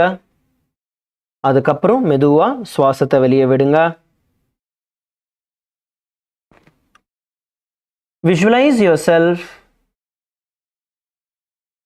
as a sage liberated by Swamiji. உங்களை நீங்களே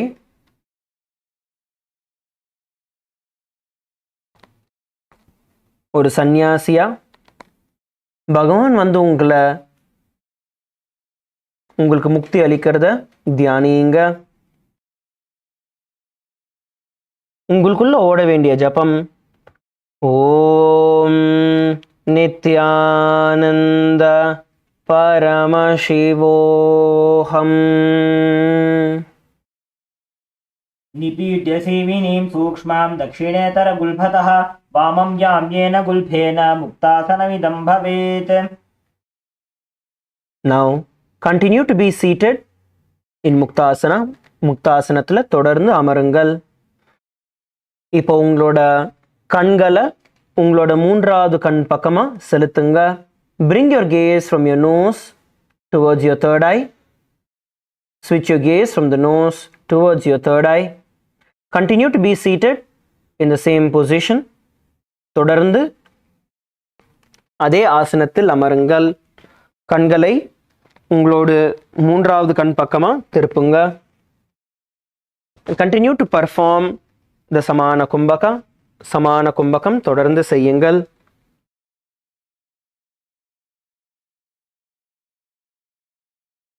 Inhale and see the breath awakening the Jataragni in your stomach.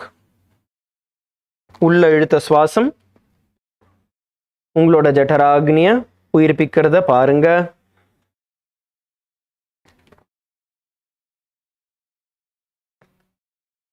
And slowly exhale through your nose.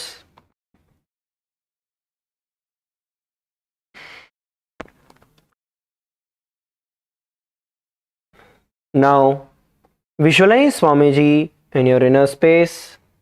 பகவானை உங்களோட உள் மனதில் தியானியுங்க.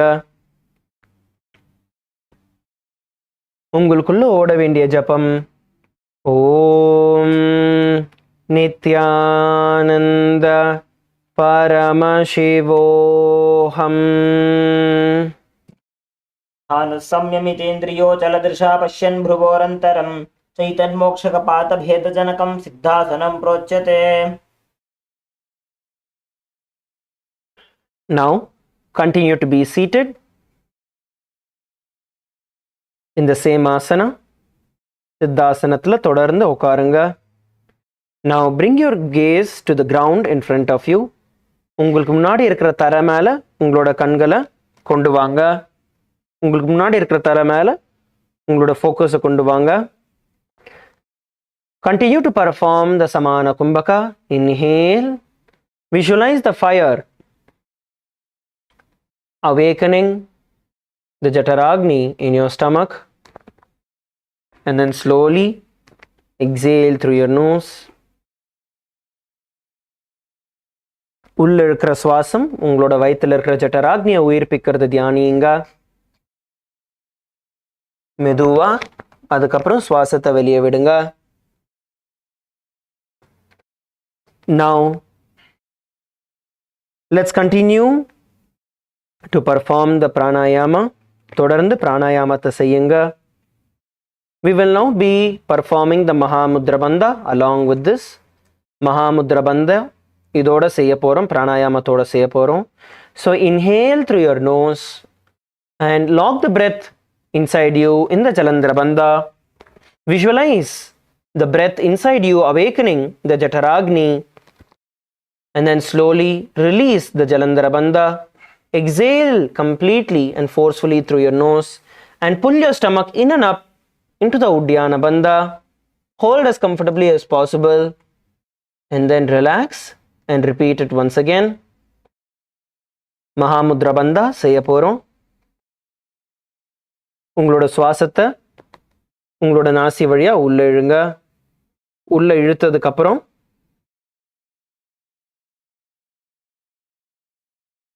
உங்களோட சுவாசத்தை உள்ள ஜலந்தர பந்தையில பிடிச்சி வைங்க.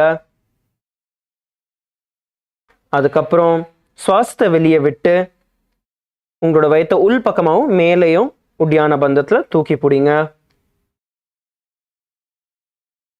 Visualize Swamiji in your inner space and the internal japa Om Nithyananda Paramashivoham. वामपाद के एडी जानो सीवनी मथितास कोठानो दक्षिपाद की एडी जोगी मेढ़ मधि लगावे सोई. ரிலாக்ஸ். இதே ஆசனத்தில் தொடர்ந்து அமருங்க. இப்போ உங்களோட கைகளை பிந்து முத்ரையில் வையுங்க. Place your hands in the Bindu Mudra. Bring your thumb and index finger together. Other finger stretched out, palm facing up towards the sky. உங்களோட கைகள் மேல் பக்கமாக பார்த்த மாதிரி வச்சுக்கோங்க. உங்களோட முட்டி மேலே. Sit straight. நிமிர்ந்து உட்காருங்கள். Open your chest out. உங்களோட தோள்பட்டையை நல்லா விரிச்சு வைங்க. You're going to visualize Lord Rudra in your inner space.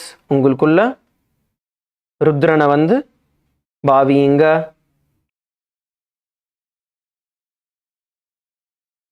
And continue to perform the Samana Kumbhaka. Samana Kumbhakam தொடர்ந்து செய்யுங்க. சுவாசத்தை ஆழ்ந்து உள்ள இழுத்து உங்க நாசி வழியா உங்களோட ஜட்டராக்னிய உயிர்ப்பிக்கிறதா தியானியுங்க. Visualize the air that you're breathing in is awakening the Jataragni. We will only be performing the Moola Bandha in this. Moola Bandha mattumna nama panna porom. So inhale, hold the breath and exhale.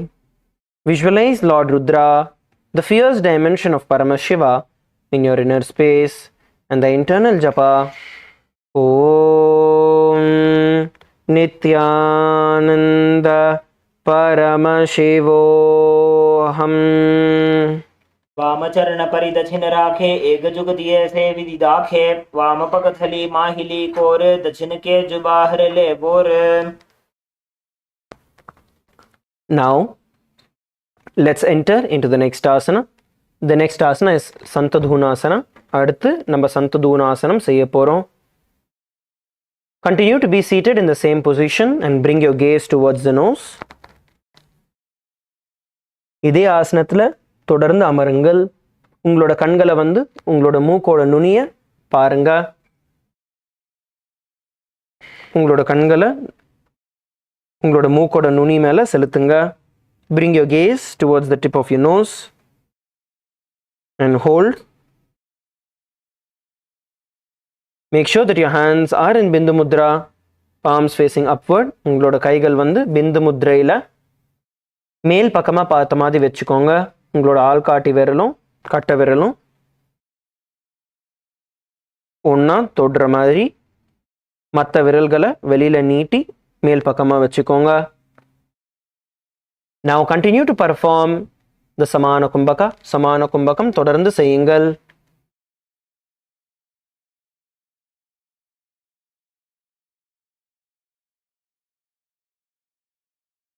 Inhale and visualize the breath that is going in, awakening your Jataragni, and slowly exhale through your nose.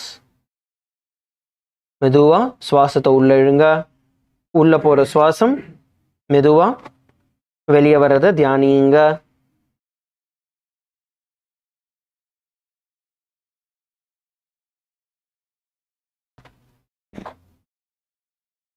Now visualize Swamiji in your inner space, and the internal japa Om Nithyananda Paramashivoham. आसन की गुण मन की चंचलता meet.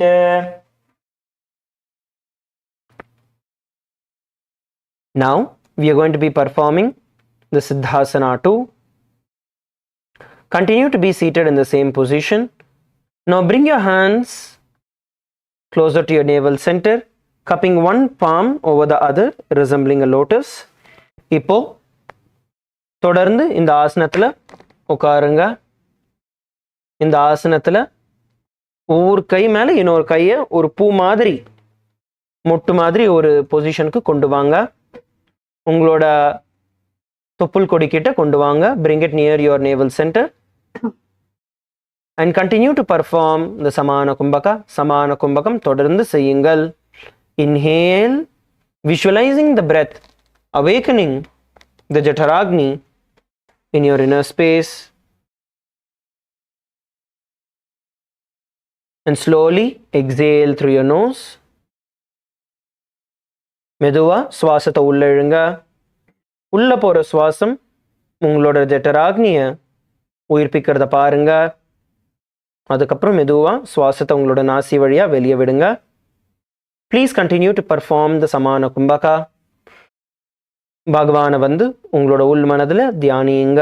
Visualise Swamiji in your inner space. உங்களுக்குள்ள ஓட வேண்டிய ஜபம் ஓம் நித்யானந்த பரமசிவோஹம்.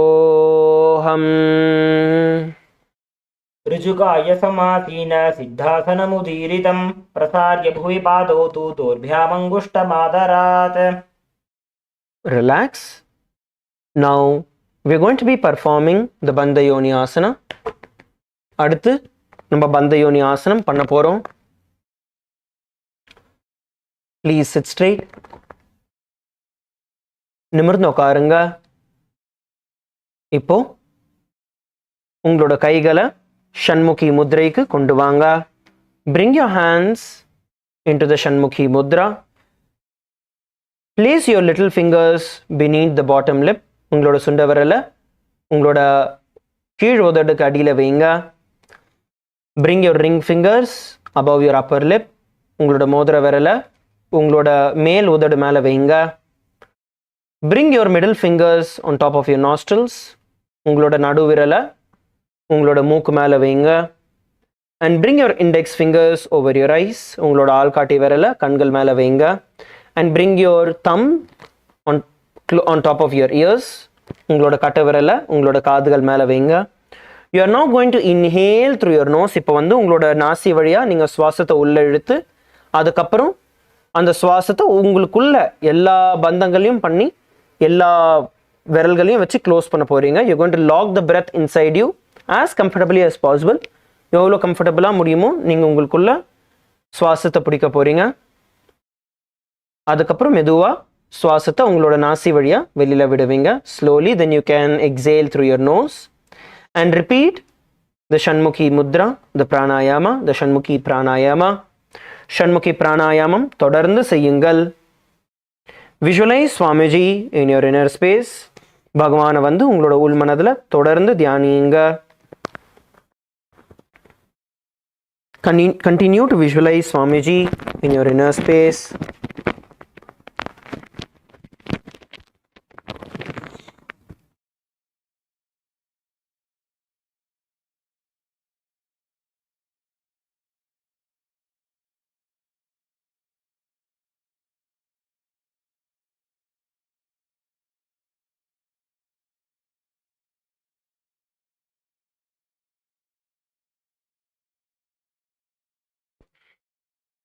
यत्र मध्ये महादेव बन्धयोन्यासने शृणु यत्कृत्वा खेचरो भूत्वा विचरेदीश्वरो यथा. The next asana is Virasana. Arthasana வந்து நம்ம Virasana பண்ண போறோம். Now in Virasana, let's first bring our hands down. Let's relax, bring your hands down. Now in Virasana, the first step, we are going to be bringing our hands into the Bindu Mudra. So touch your index and thumbs together and place your hands on your knees. So இப்போ வீராசனாக்குள்ள நம்ம வீராசனா இப்போ பண்ண போகிறோம். வீராசனா பண்ணுறதுக்கு முதல்ல உங்கள் கையை பிந்து முத்ராவுக்கு கொண்டு வாங்க. பிந்து முத்ரா நம்ம ஆள்காட்டி விரலும் கட்டை விரலும் சேர்த்து உங்கள் கையை உங்கள் முட்டி மேலே வச்சுக்கலாம்.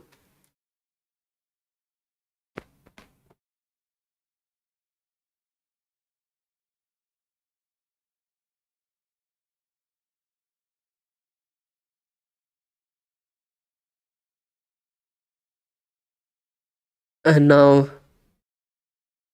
in your inner space, visualize breaking all the fear patterns that you have.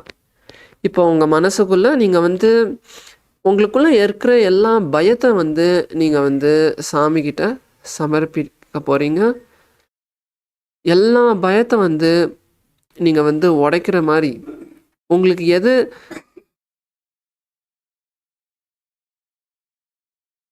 உங்களுக்கு எதுனாலையாச்சும் உங்களுக்கு பயம் இருந்ததுன்னா அதை நீங்கள் உடைக்கிறீங்கன்ட்டு அதை உங்களுக்கு மனசுக்குள்ளே பாருங்கள். Visualize breaking the fears in your inner space.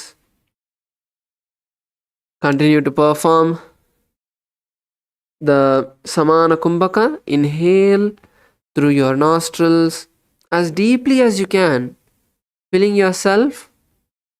Visualize that increasing the Jataragni in the Samana Kumbhaka, and then exhale through your nostrils. Perform the Mula Bandha, tightening the perineal muscles. இப்போ இந்த ஆசனா பண்ணும்போது நம்ம சமான கும்பகா செய்ய போகிறோம். ஆழமாக மூச்சுள் வாங்கி அந்த மூச்சு உங்கள் ஜட்டராக்னியை இன்க்ரீஸ் பண்ணுற மாதிரி விஷுவலைஸ் பண்ணுங்க. உங்கள் தொப்புள் இடத்துல அந்த ஹீட்டை பாருங்க. அதுக்கப்புறம் மெதுவாக மூச்சு வெளியே விடுங்க.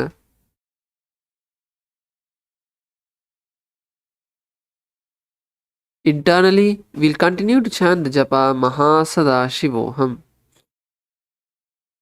एकं पादमथैकस्मिन् विन्यस्योरुणि संस्थितः इतरस्मिंस्तथा चोरुं वीरासनमुदीरितम्. The next asana is Valmikasana. Arthasana Valmikasana. இப்போ உங்கள் கையும் காலும் அதே பொசிஷனில் வச்சுக்கோங்க. Keep your hands and legs in the same position. Now just changing the visualization in your inner space. Just change the visualization in your inner space to the great sage Valmiki, who is also the author of the Ramayana. இப்போ உங்கள் கையும் காலும் அதே பொசிஷன்லேயே வச்சுக்கோங்க. Just உங்கள் விஷுவலைசேஷனில் உங்கள் மனசில் நீங்கள் மகரிஷி வால்மீகியை விஷுவலைஸ் பண்ண போகிறீங்க. Bring your eyes towards your third eye and gaze towards your third eye. Bring your eyes upward and lock your eyes towards your third eye. உங்கள் கண்களை மேலே கொண்டு உங்கள் மூன்றாம் கண் பார்த்த மாதிரி கொண்டு வாங்க. Continue to perform the Samana Kumbhaka. Samana Kumbhaka பண்ணுறது நம்ம கண்டினியூ பண்ணலாம். நல்லா ஆழமாக மூச்சுள் வாங்கி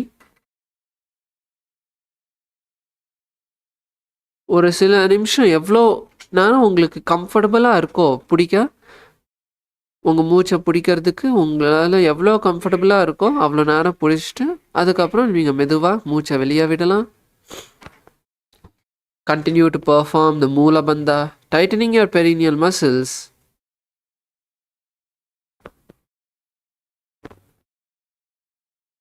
Mula Bandha செய்யுங்க. இந்த ஆசனா பண்ணும்போது நம்ம Mula Bandha செய்யணும். Internally chant the japa Om Nithyananda Paramashivoham. உங்களுக்குள்ள ஓம் நித்யானந்த பரமசிவோகம் ஜபத்தை வந்து கண்டினியூ பண்ணுங்க. डावा पग की पग थली पुनि एड़ी है जोय फना दिशि मेड्र दक्षिण आनी लगा वे सोय. Now we move into the next asana, which is Joni Mudrasana. இப்போ அடுத்தது நம்ம வந்து ஜோனி முத்ராசனா செய்ய போகிறோம். ஜோனி முத்ராசனில் வந்து நம்ம கையை வந்து பிந்து முத்ராலேருந்து ஜஸ்ட்டு உங்கள் கை வந்து உங்கள் முட்டி மேலே வச்சுக்கோங்க. Now from Bindu Mudra, just place your palms on your knees and relax your hands from the bindu mudra. And just place your palms on your knees. Make sure to sit with your head, neck and spine in a straight line. Sit with your back straight. உங்க முதுக வந்து நேரா நிமிர்ந்து வச்சுக்கோங்க.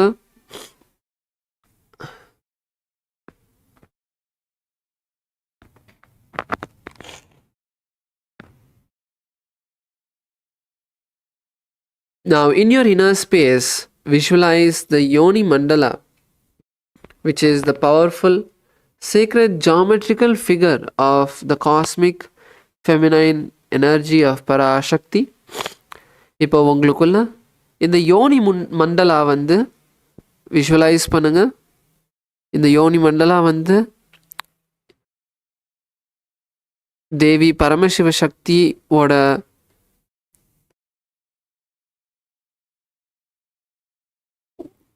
பவர்ஃபுல்லான ஒரு யந்திரம்.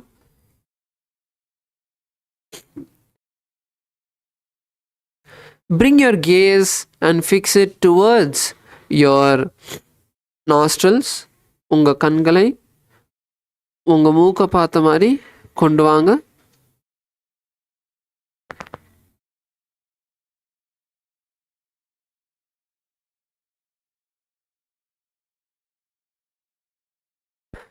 Continue to perform the Samana Kumbhaka.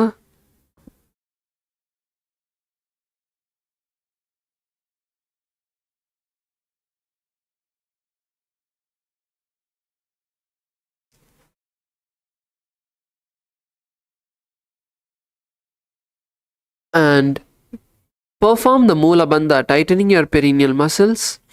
Moola Bandha saying internally chant the japa Om Nithyananda Paramashivoham.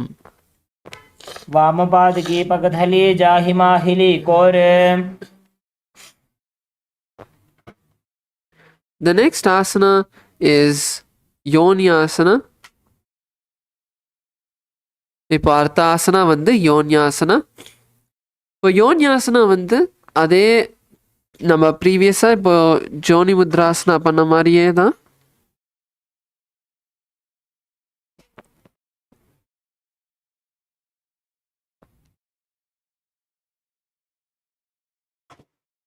So the next asana is Yonyasana.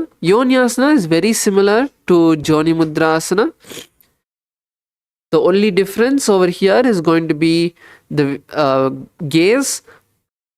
So இப்போ யோன்யாசனில் வந்து நம்ம கண்ணை வந்து நம்ம மூக்குலேருந்து நம்ம மூன்றாம் கண்ணுக்கு வந்து கொண்டு வர போகிறோம்.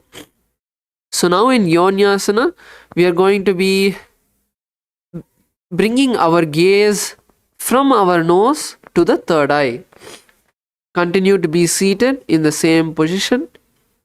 நீங்கள் உட்காந்துட்டு இருக்கிற பொசிஷன்லேயே இருங்க. உங்கள் கால் வந்து கிராஸ் பண்ணி உங்கள் கை வந்து உங்கள் முட்டி மேலே வச்சுண்டு just keep your legs crossed and your palms on your knees.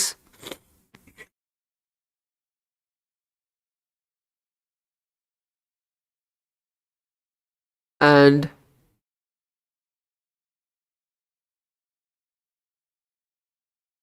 continue to perform the Samana Kumbhaka.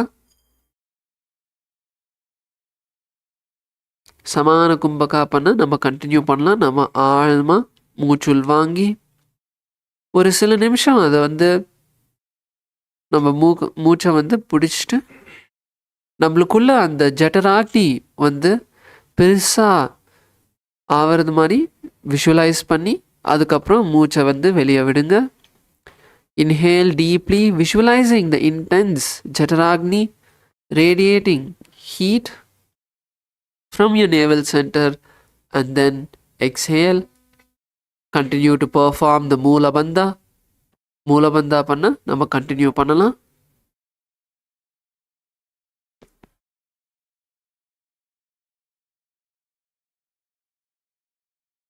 Internally chant the japa Om Nithyananda Paramashivoham. உங்களுக்குள்ள ஓம் நித்யானந்த பரமசிவோகம் ஜபம் கண்டினியூ பண்ணுங்க. योन्यासनं पर्वतेन योगं योगफलेनिलं तत्कालफललं तावत् खेचरो यावदेव हि.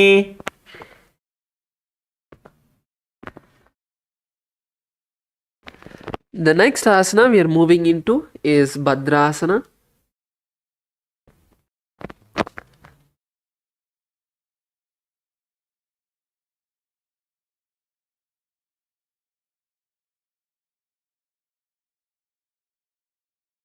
அர்த்தாசனா வந்து பத்ராசனா 3. அடுத்தது நம்ம பத்ராசனா 3 பண்ணலாம். Next we are going to be moving into Bhadrasana 3. So now let's slowly bring our knees to the side and bring the soles of the feet together. இப்போ பத்ராசனா 3 பண்ணுறதுக்கு உங்கள் காலை வந்து விரிச்சிட்டு உங்கள் பாதங்கள் வந்து சேர்த்து கொண்டு வாங்க.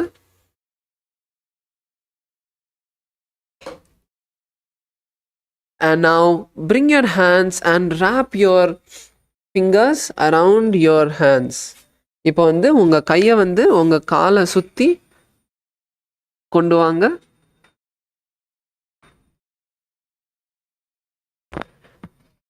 And bring your feet as close to the perineum as possible. உங்கள் கால் வந்து எவ்வளோ உங்கள் கிட்ட கொண்டு வர முடியுமோ அவ்வளோ கிட்ட கொண்டு வாங்க.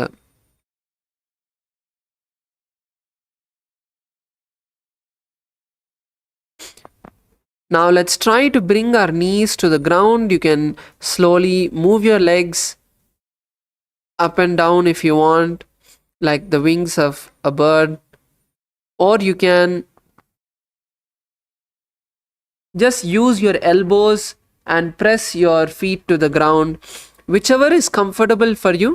Let's take a few minutes to push ourselves to get comfortable, to stretch our legs, stretch our thighs. இப்போ ஒரு சில நிமிஷம் எடுத்துட்டு நம்ம காலை வந்து ஸ்ட்ரெச் பண்ணுறதுக்கு கொண்டு வரலாம்.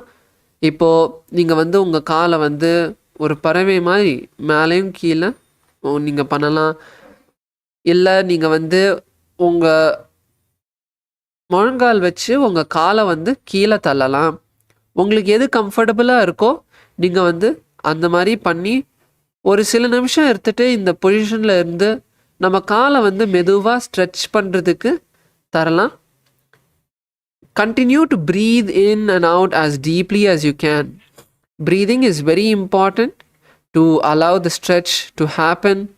So keep breathing and perform the asana. So நல்லா ஆழமாக மூச்சு உள்வாங்குங்க. நீங்கள் ஆசனா பண்ணும்போது நீங்கள் வந்து நல்லா மூச்சு உள்வாங்கினீங்கன்னா உங்கள் ஸ்ட்ரெச் பண்ணுறதுக்கு இன்னும் ஈஸியாக இருக்கும்.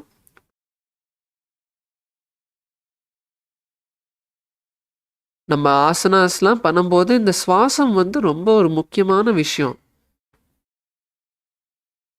அதனால்தான் நம்ம வந்து இந்த பிராணாயாமாலாம் பண்ணிகிட்ருக்கோம். Continue to perform the Samana Kumbhaka. Inhale as deeply as you can, pushing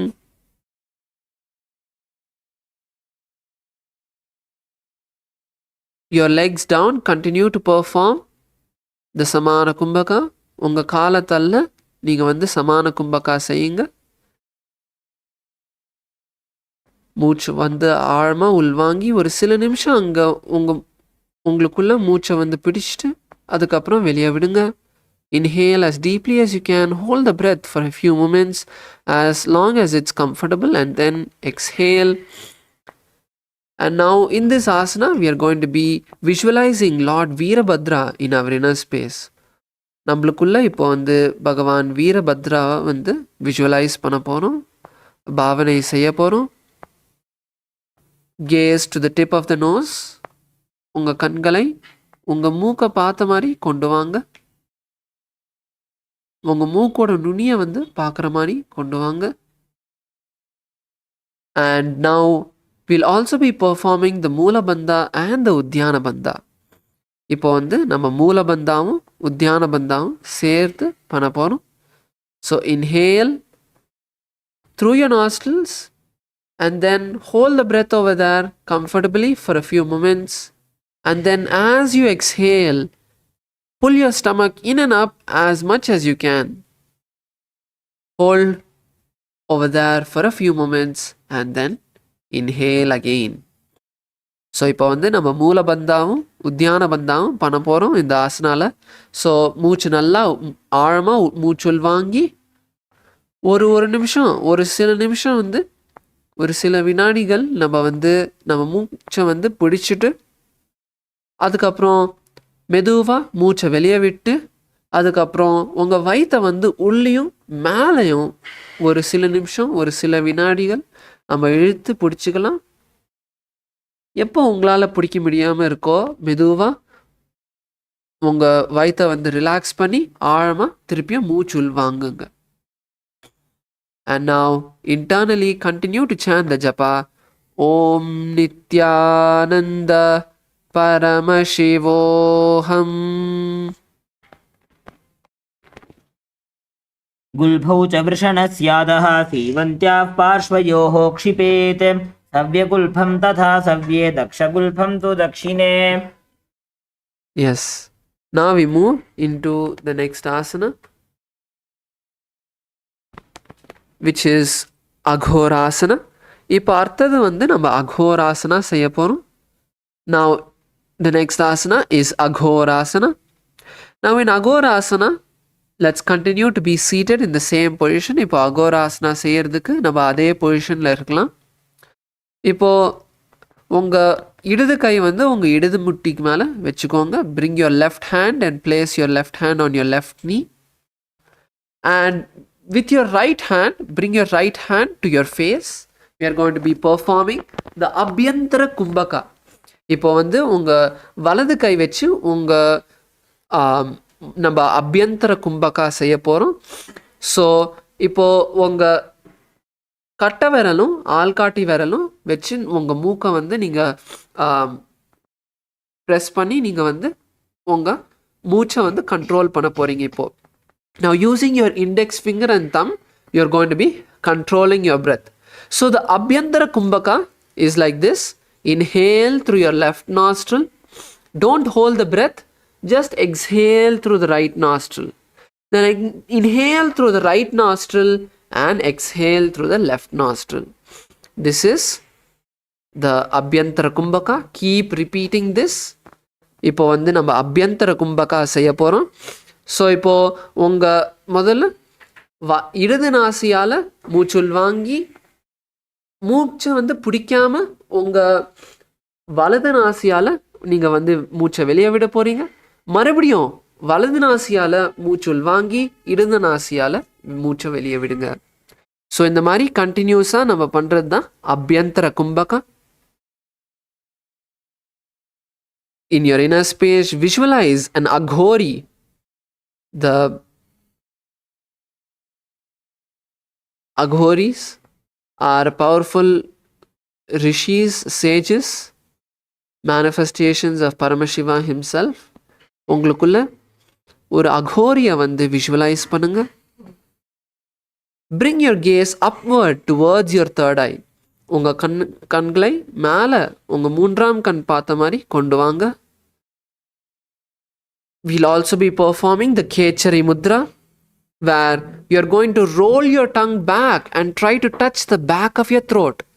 இப்போ வந்து நம்ம கேச்சரி முத்ராவும் செய்ய போகிறோம். நம்ம இந்த பிராணாயாமம் இந்த விஷுவலைசேஷன் எல்லாமே செய்ய நம்ம வந்து இந்த கேச்சரி முத்ராவும் செய்ய போகிறோம். உங்கள் நாக்கை வந்து பின்னாடி வளைச்சு உங்கள் தொண்டையோட பின்பாகத்தை தொட பாருங்க. ஸோ எவ்வளோ உங்களால் உங்கள் நாக்கை பின்னாடி இழுக்க முடியுதோ அவ்வளோ பின்னாடி கொண்டு வாங்க. In your inner space, continue to chant the japa Om Nithyananda Paramashivoham. உங்களுக்குள்ள Om Nithyananda Paramashivoham ஜபத்தை வந்து கண்டினியூ பண்ணுங்க. पूर्व कहो भिश्रिका जो जी वाही विधि जो कीजे सो जी सब अंगूरी मुख बाहर आने मुख को पुनि संपुट कर ठाने. The next asana is Jalandhari Pavasana. இப்போ அடுத்த ஆசனா வந்து Kaneri Pavasana.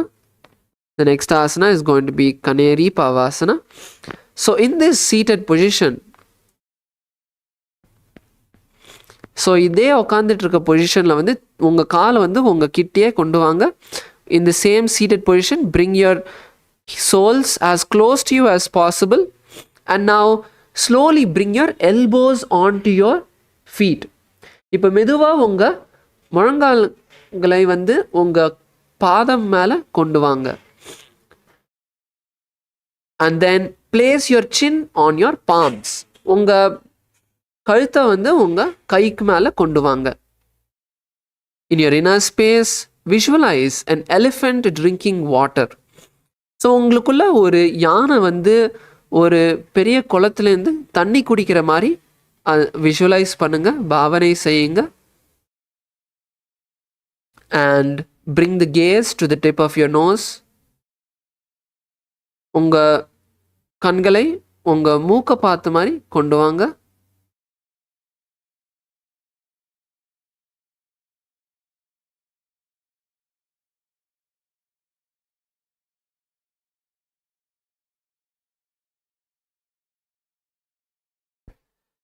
Now perform the Udyana Bandha and Moola Bandha. We are going to be performing the Udyana Bandha and Moola Bandha. So இப்போ வந்து நம்ம Udyana Bandhaவும் Moola Bandhaவும் செய்ய போகிறோம். Now inhale through your nostrils as deeply as you can and then exhale completely and then pull your stomach in and up as much as you can and stay there for a moment and then inhale again. So இப்போ வந்து உங்கள் மூச்சை வந்து ஆழமாக மூச்சுள் வாங்கி அதுக்கப்புறம் மெதுவாக மூச்சை வெளியே விடுங்க. அதுக்கப்புறம் உங்கள் வயிற்றை வந்து உள்ளேயும் மேலேயும் இழுத்து பிடிச்சிட்டு ஒரு சில வினாடிகள் அங்கே பிடிச்சிட்டு அதுக்கப்புறம் மறுபடியும் நீங்கள் வந்து மூச்சுள் வாங்கலாம். And internally chant the japa Om Nithyananda Paramashivoham. உங்களுக்குள்ள ஓம் நித்யானந்த பரமசிவோகம் ஜபத்தை வந்து கண்டினியூ பண்ணுங்க. ग्वाली पाव आसन कक्ष्यो है जैसे याहू में जाने विधित से. Now slowly raise up, bring your feet into a cross-leg position. இப்போ வந்து மெதுவாக மேலே வந்துட்டு உங்கள் கால்களை நீங்கள் வந்து மடக்கி ஒரு கம்ஃபர்டபுள் பொசிஷன் கொண்டு வாங்க. உங்கள் கண்களை மூடி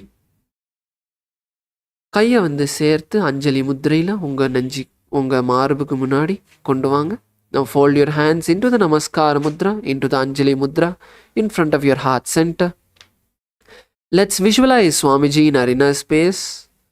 உங்கள் மனசுக்குள்ள நம்ம சுவாமிஜியை வந்து விஷுவலைஸ் பண்ணி ஆழமாக ஒரு மூச்சுள் வாங்கி நம்ம பூர்ண மந்திரத்தை சொல்லலாம். Now closing your eyes, visualize Swamiji, take a deep breath and let's chant the Purna Mantra. Om Purnamadah Purnamidam Purnat Purnamudachyate Purnasya Purnamadaya Purnamevavashishyate. Om Shanti Shanti Shantihi Harihi Om Tat Sat. Sarvam Bhagavad Shri Nithyananda Paramashiva Padukarpanamastu. Om Nithyanandam. Thank you all. Hope all of you enjoyed today's Nithyananda Yoga session. Thank you all. Nithyanandam.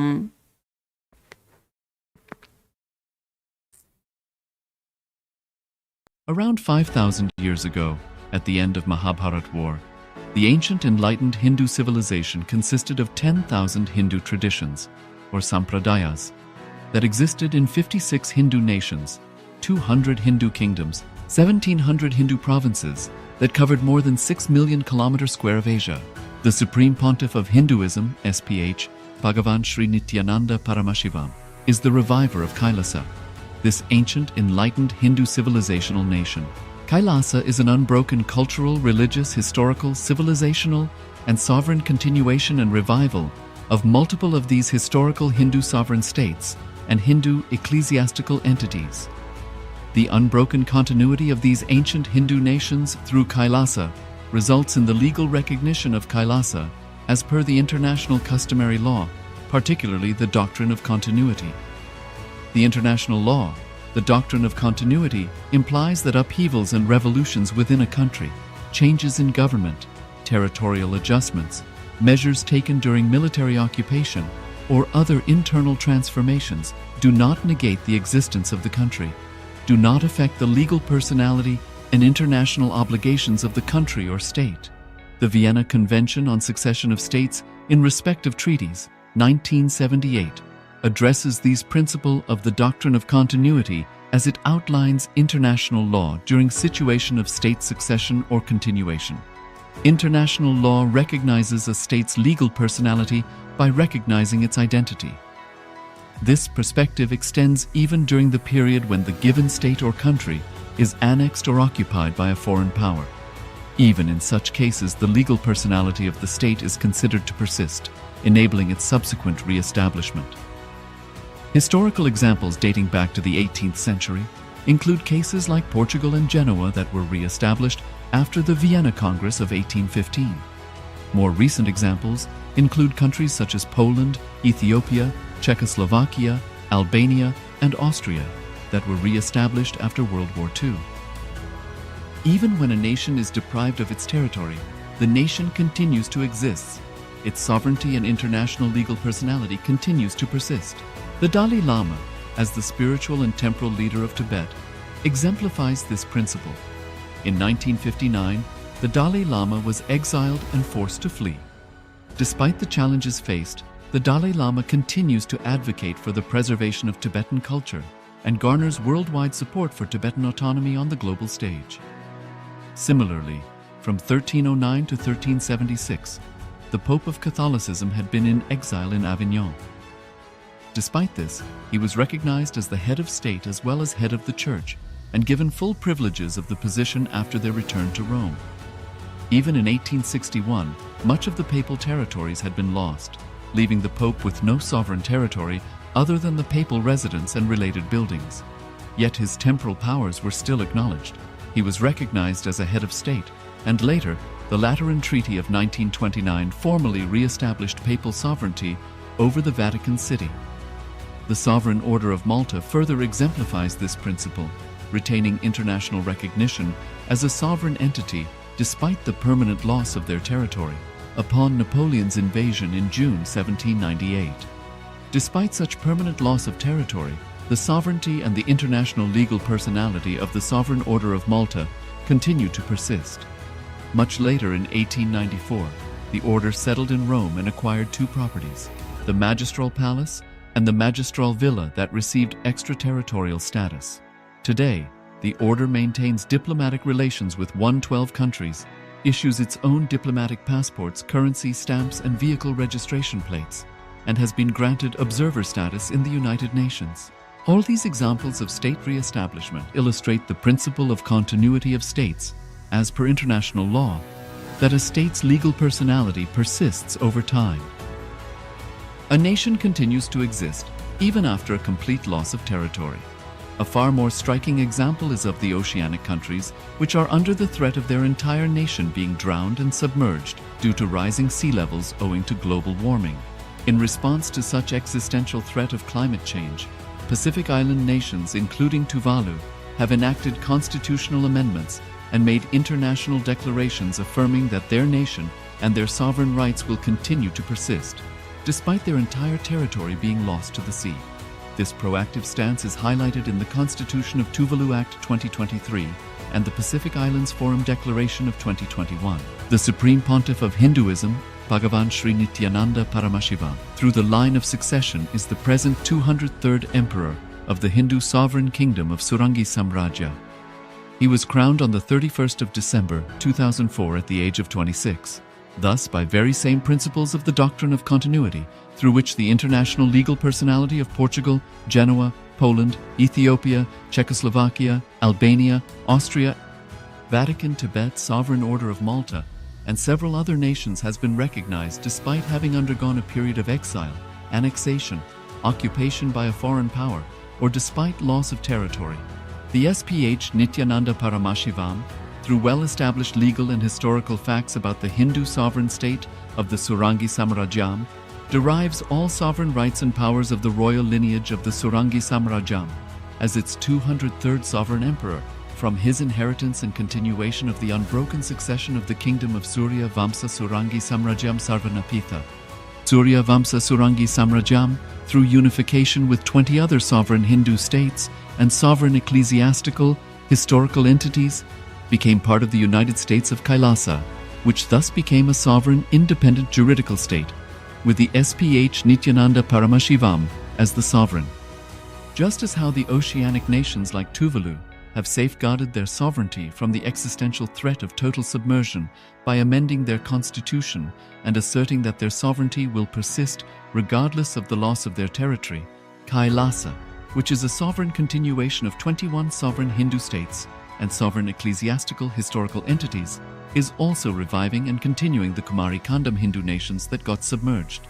As per the doctrine of continuity, these facts imply that the Kailasa's statehood is recognized by international law and manifests as a natural outcome of well-established historical legal facts. Share your time, talent, and treasure. Become part of Kailasa. Sign up as an eCitizen https://kailasa.ecitizen.info.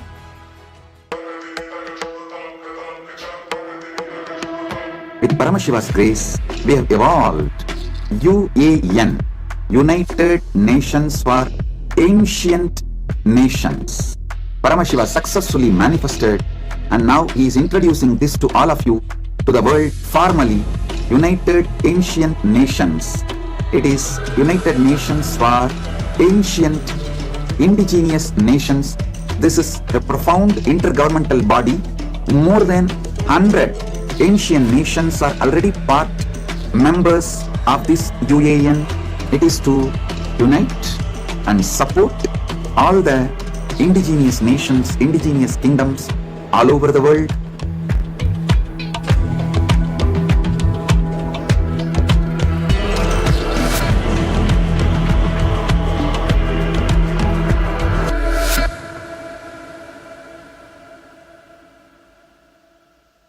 Around 5,000 years ago, Paramashivoham Om Nithyananda Paramashivoham Om Nithyananda Paramashivoham Om Nithyananda Paramashivoham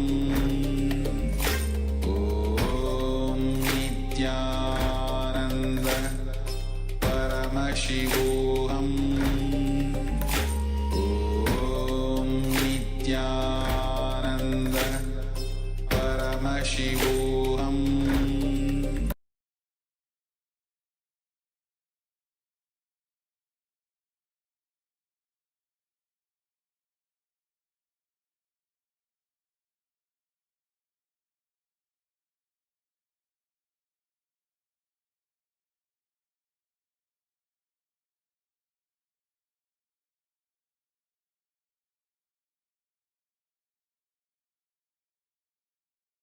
Please settle down with your puja kits and avoid any forms of distractions or conversations.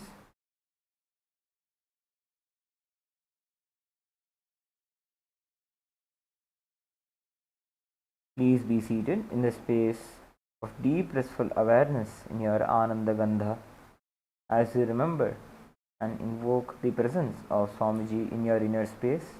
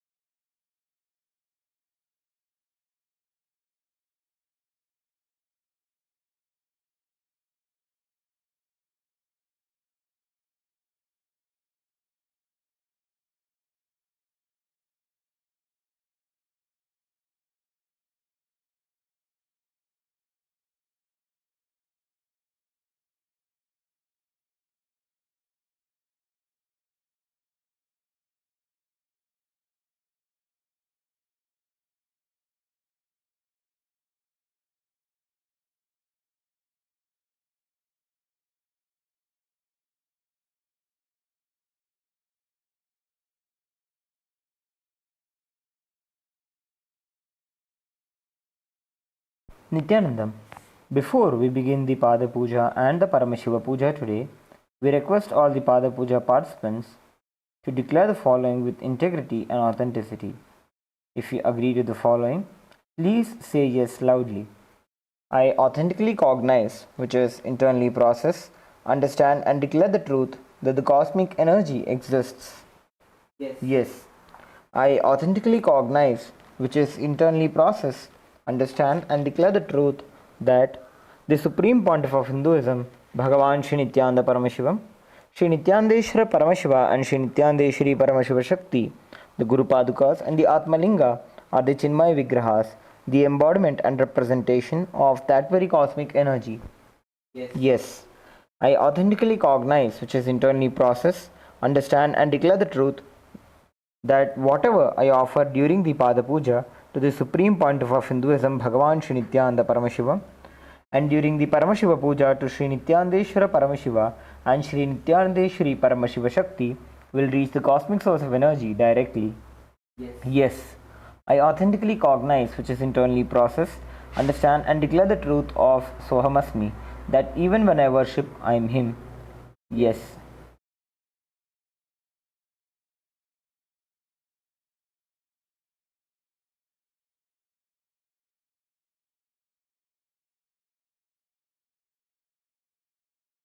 Let us now begin with the Sadguru Vandana.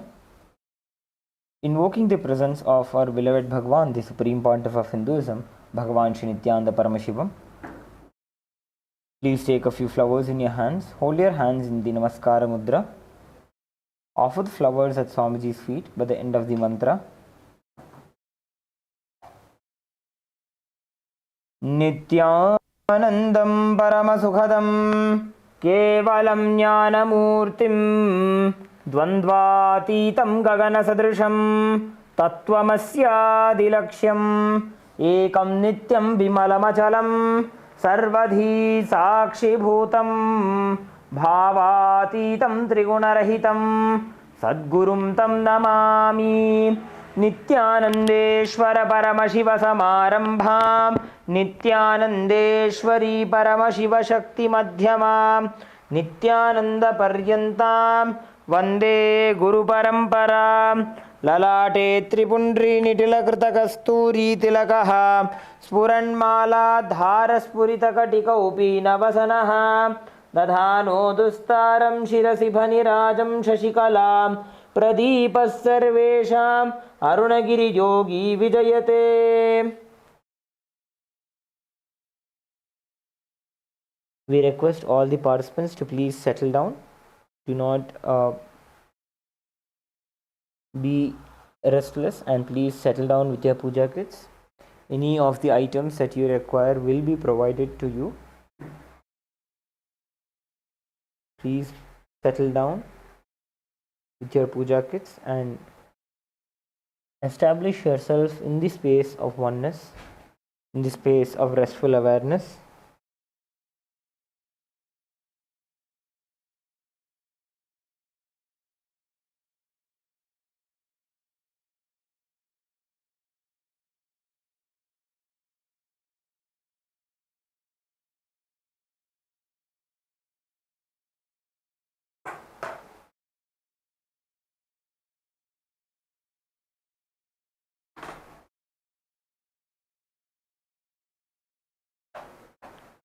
We request all the participants to come into the space of listening.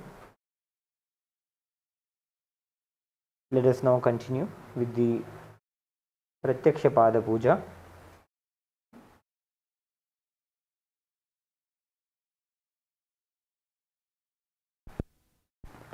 Next is the Tattvachamanam. Om Atmatattvam Shodhayami Svadha. Om Vidyatattvam Shodhayami Svadha. Om Shivatattvam Shodhayami Svadha.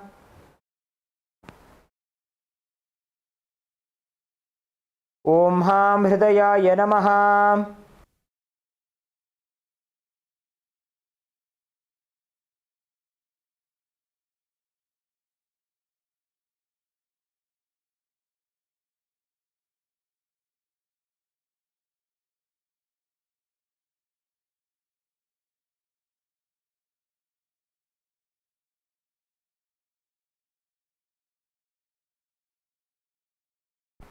Next is the Shuklambaradharam. Please take a few flowers and akshata in your hands. Clench your hands into the Mushti Mudra and tap the sides of the forehead along with the mantra. Om Shuklambaradharam Shashivaram Chaturbhujam Prasannavadanam Dhyayet Sarvavignopashantaye. Next is the Pranayama, the inhalation, retention and the exhalation of the breath. Please perform the pranayama as we chant the Samhita mantras thrice. Om Hum Ishana Murdhaya Namo, Om Him Tatpurusha Vaktraya Namo, Om Hum Agara Hridaya Namo, Om Him Mamade Gukhya Namo, Om Hum Satyajata Murtaya Namo, Om Hamrdaya Namo, Om Him Shirsaya Namo, Om Hum Shikaya Namo, Om Him Kauchaya Namo, Om Hum Netribhyo Namo, Astraya Namo, Om Hum Ishana Murdhaya Namo, Om Him Tatpurusha Vaktraya Namo, Om Hum Agara Hridaya Namo, Om Him Mamade Gukhya Namo, Om Hum Satyajata Murtaya Namo, Om Hamrdaya Namo, Om Him Shirsaya Namo, Om Hum Shikaya Namo, Om Him Kauchaya Namo, Om Hum Netribhyo Namo, Astraya Namo, Om Hum Ishana Murdhaya Namo, Om Him Tatpurusha Vaktraya Namo, Om Hum Agara Hridaya Namo, Om Him Mamade Gukhya Namo, Om Hum Satyajata Murtaya Namo, Om Hum Hridaya Namo, Om Him Shirsaya Namo, Om Hum Shikaya Namo, Om Him Kauchaya Namo, Om Hum Netribhyo Namo, Astraya Namo. Next is the Sankalpa, creating a conscious resolution and setting the intention for the day. Please clasp your hands and place them on the right thigh. Remember Swamiji in your Ajna Chakra in your third eye and create a strong intention to manifest your reality through the power of the Satya Sankalpa. The power of creating the Satya Sankalpa itself is such that it will deliver the results of the reality that you want to manifest.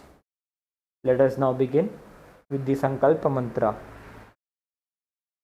Om Mamopada Samast Duridakshaya Dvara Bhagavad Shri Nithyananda Paramashiva Prityartham Shri Nithyanandeshwari Paramashiva Shakti Sameta Shri Nithyanandeshwara Paramashiva Prityartham Cha Shubhe Shobhane Muhurte Adya Brahmanaha Dvitiya Parardhe Shri Shweta Varaha Kalpe Vaivasvatamanvantare Ashtavimshatitame Nitya Yuge Prathame Pade Jambudvipe Bharatavarshe Bharatakhande Meroho Dakshine Parshve Shakabdhe Asmin Vartamane Yavaharike Prabhavadinam Shashtyaha Samvatsaranam Madhye Shubhanama Samvatsare Shubhayane Shubharito Shubhamase Shubhapakshe Shubhatitho Shubhavasara Yuktayam Shubhanakshatra Shubhayoga Shubhakarana Evam Guna Visheshana Vishishtayam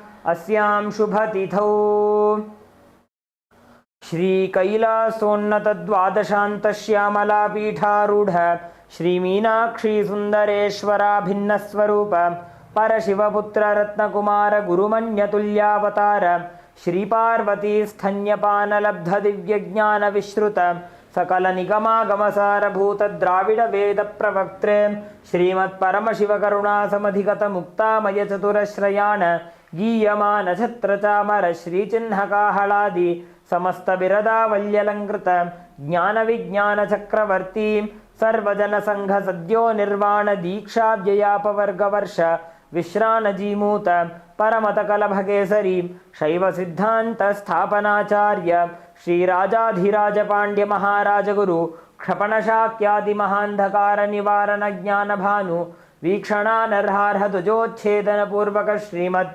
Rishabhadvaja Sthapaka Shaiva Samaya Kartre Sarvajna Pitharudha Shri Jagat Guru Shri Jnana Sambandha Deshika Swami Vagisha Sundara Manikya Vachaka Swaminam Avatara Bhuta Shri Jnana Sambandha Swami Vanaruddhita Shyamala Pitha Sarvajna Pitha Tranavadyuttara Dvishatatama Guru Mahasannidhana Nityotsava Nitya Mangala Nitya Kalyana Nitya Rajita Kailasa Paramparagata Adi Kailasa Nityananda Pitha Mahasamsthana Mahasimhasana Pitha Kartre Sakshat Shri Paramashiva Samudbhuta Kailasa Paramparagata Vaivasvatamanu Ikshvako Harishchandra Bhagirata Shri Ramachandra Shurasena Ityadi Anavachinna Sarvabhauma Chakravarti Paramparagata Chatushashti Yogini Mandita Chatushashti Sampradaya Pravartaka Manudharma Shasana Surya Vamsha Prapta Sarvajna Pitha Surangi Samrajya Murdhabhishikta Chudamani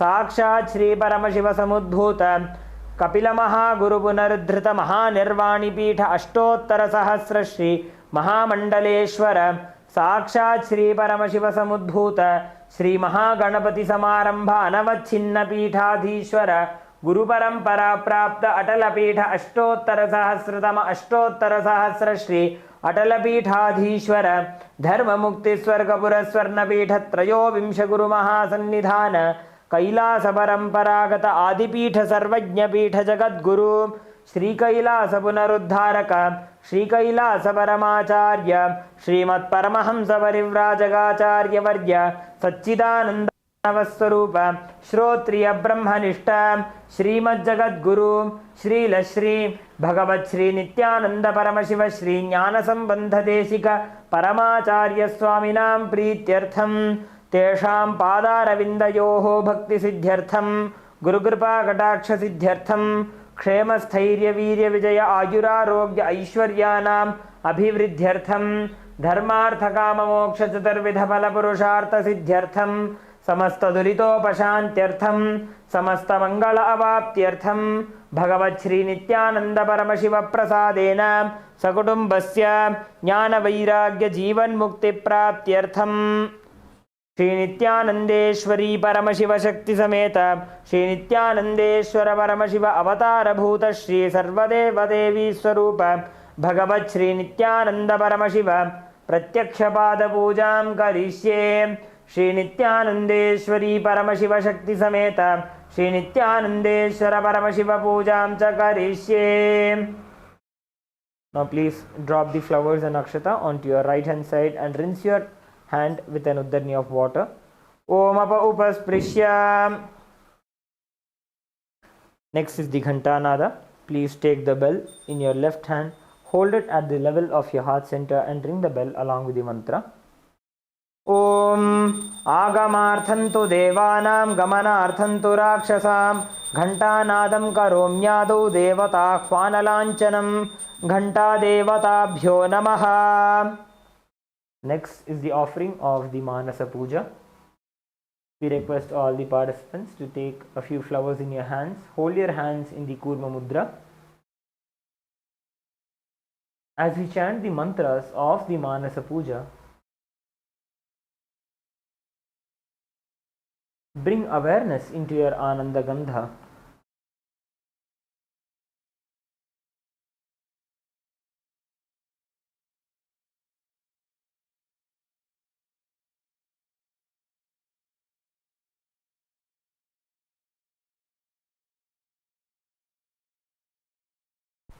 Remembering Swamiji here. Make all the offerings, the upacharas, to him in your inner space. May it be the offering of seat, the asanam. May it be offering of the vadyam, the offering of water to wash his feet. Perform all the upacharas to him in your inner space. Let us now enter into the Manasa Puja. The meaning of the mantra we will chant now is: I offer a seat in the lotus of my heart, which is anointed with the nectar from the 1,000-petaled lotus. I offer water for washing the feet, and I offer my mind as the traditional bouquet. With that same nectar, I offer water for sipping and bathing. The element of space becomes the clothing, and the essence of fragrance becomes the perfume. Let the mind be offered as a flower, and the life breath become the incense. The element of tejas, the self-effulgent light, becomes the lamp, and the ocean of nectar becomes the food offering. The unstruck sound becomes the bell, and the element of air becomes the fan. The 1,000-petaled lotus becomes the umbrella, and the principle of sound becomes the song. All the activities of the senses and the restlessness of the mind become the dance. I offer the garland of lotuses and various kinds of flowers as a beautiful girdle. I worship the divine consciousness with the flowers of pure emotions. I offer the flowers of absence of deceit, absence of ego, absence of attachment, absence of pride, absence of delusion, absence of hypocrisy, absence of hatred, absence of agitation, absence of envy, and absence of greed. The wise know these as the 10 flowers. The non-violence is the supreme flower, and the control of the senses, compassion, forgiveness, and wisdom are the 5 flowers. Thus, with these 15 flowers of pure emotions, I worship Paramashiva. Let us now enter into the Manasa Puja. Om Hritpadmamasanam Dadyat Sahasrarachyutamritaihi Padyam Charanayor Dadyat Manastu Arghyam Nivedayet Tenamritena Achamaniyam Snaniyam Tena Chasprutam Akashatattvam Vastram Syat Gandhasyat Gandhatatvakam Chittam Prakalpayet Pushpam Dhupam Pranan Prakalpayet Tejastattvam cha Deepartham Naivedyam Syat Sudham Buddhihi Anahatadhvanirghantam Vayutattvam cha Chamaram Sahasraram Bhavet Chhatram Shabdatattvam cha Geetakam Nrittamindriyakarmani Chanchalyam Manasastatha Sumekhalam Padmamalam Pushpam Nana Vidham Tatha Amayadyair Pushpaihi Archayed Bhavagocharam Amayam Manahankaram Aragam Mamadam Tatha Amohakamadam Pancha Advesha Akshobhakau Tatha Amatsaryam Malobhancha Dashapushpam Vidurbodhaha Ahimsa Paramam Pushpam Pushpamindriya Nigraha Daya Pushpam Kshama Pushpam Jnana Pushpancha Panchamam Idi Panchadashair Bhava Pushpaihi Sampojayet Bhagavantam Shri Nithyananda Paramashivam.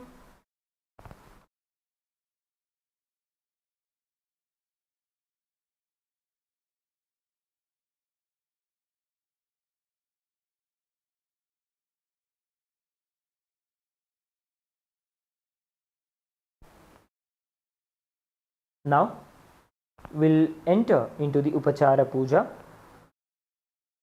The first is the offering of the asanam, the offering of the seat. Now please take some akshata in your hands and offer it at Swamiji's feet by the end of the mantra.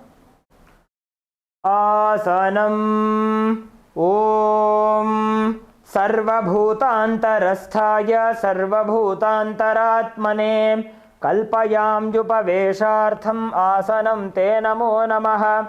Om Hrim Idam Suvarnasanam Sarvadeva Devi Swarupaya Bhagavate Shri Nithyananda Paramashivaya Namaha. Next is the offering of Swagatam, the offering of welcoming Swamiji. Now please take a few flowers in your hands and offer it to Swamiji's feet by the end of the mantra. Swagatam Om Shantatvat Sarvakartritva Bhavo Paratikaranat Shiva Uktau Mahatantra Mantravidbhis Sada Shivaha Tasmai Shivaya Gurave Vitaraga Vai Ameyatvat Anantoyam Ajatvacha Prakirtitaha Yasya Darshanamichanti Deva Swabhishta Siddhaye Tasmai Te Parameshana Swagatam Swagatam Prabho Adya me sabhalam janma jivanam sabhala kriya Swagatam yatvaya tanme tapasam phalamagatam. Om Hrim Sarvadeva Devi Swarupa Bhagavat Shri Nithyananda Paramashiva Swagatam Suswagatam Te. Next is the offering of Padyam, the offering of water for washing Swamiji's feet. Now please take an udarni of water and offer it at Swamiji's feet by the end of the mantra. Padyam Om Yad Bhakti Lesha Samparkat Paramananda Samplavaha Tasmai Te Parameshana Padyam Shuddhaya Kalpaye. Om Hrim Etat Padyam Sarvadeva Devi Swarupaya Bhagavate Shri Nithyananda Paramashivaya Namaha. Next is the offering of Arghya, the offering of the traditional bouquet. Please take the conch decorated with the arghya and offer the flowers and the water at Swamiji's feet by the end of the mantra. अर्घ्यः ॐ दूर्वाक्षतसमायुक्तं बिल्वपत्रं तथा परं शोभनं शङ्खपात्रस्थं ग्रहाणार्घ्यं महेश्वर ॐ ह्रीं एषोऽर्घ्यः सर्वदेवदेवी स्वरूपाय भगवते श्रीनित्यानन्दपरमशिवाय स्वाहा. Next is the offering of Achamaniyam, the offering of water for the mouthwash. Now please take an uddarni of water in your hands and offer it at Swamiji's feet by the end of the mantra. Achamaniyam Om Mandakinyastu Yadvari Sarvapapaharam Shubham Grahanachamaniyam Tvam Maya Bhaktya Niveditam Om Hrim Idam Achamaniyodakam सर्वदेवदेवी स्वरूपाय भगवते श्रीनित्यानंद परमशिवाय स्वधा. Next is the offering of Madhubarka, the offering of the nectarine drink. Please take the Madhubarka in your hands and offer it at Swamiji's feet by the end of the mantra. Madhubarkaha Om Sarvakalmashanashaya Paripurnasudhatmakam मधुपर्कमिमं देव कल्पयामि प्रसीद मे ॐ ह्रीं एष मधुपर्कः सर्वदेवदेवी स्वरूपाय भगवते श्रीनित्यानन्दपरमशिवाय स्वधा. Next is the offering of Gandhatailam. Please take the scented oil in your hands and offer it at Swamiji's feet by the end of the mantra. Gandhatailam Om स्नेहं ग्रहाण स्नेहेन लोकानां हितकारक सर्वलोकेषु शुद्धस्त्वं स्नेहमुत्तमम् ॐ ह्रीं इदं गन्धतैलं सर्वदेवदेवी स्वरूपाय भगवते श्रीनित्यानन्दपरमशिवाय निवेदयामि. Next is the offering of Snaniyam, the offering of the water for the sacred bath. Please take an uddarni of water and offer it at Swamiji's feet by the end of the mantra. Snaniyam Om Idam Sushitalam Vari Swachham Shuddham Manoharam Snanartham Te Maya Bhaktya Kalpitam Pratigrihyataam Om Hrim Idam Snaniyodakam सर्वदेवदेवी स्वरूपाय भगवते श्रीनित्यानन्दपरमशिवाय निवेदयामि. Next is the offering of Vastram, the offering of the sacred clothes. Now please take the Vastram in your hands and offer it at Swamiji's feet by the end of the mantra. Vastram Om Maya Chitrapatachanna Nijaguhyorutejase निरावरण विज्ञाय वासस्ते कल्पयाम्यहम् ॐ ह्रीं इदं वरोत्तरीयं सर्वदेवदेवी स्वरूपाय भगवते श्रीनित्यानन्दपरमशिवाय निवेदयामि. Next is the offering of Abharanam, the offering of the sacred jewelry. Please take the Abharanam in your hands and offer it at Swamiji's feet by the end of the mantra. आभरणम् ॐ स्वभावसुन्दराङ्गाय नानाशक्त्याश्रयायते सुवर्णं भूषणं तुभ्यं कल्पयामि प्रसीद मे ॐ ह्रीं इदं सुवर्णाभरणं सर्वदेवदेवी स्वरूपाय भगवते श्रीनित्यानन्दपरमशिवाय निवेदयामि. Next is the offering of Gandha, the offering of the sandalwood paste. Please take the sandalwood paste in your right hand ring finger and offer it onto Swamiji's feet along with the mantra. Gandhaha Om Shariram te na janami cheshtam naiva cha maya niveditan gandhan pratigrihya velipyatam Om Hrim Esha Gandhaha सर्वदेवदेवी स्वरूपाय भगवते श्रीनित्यानन्दपरमशिवाय नमः.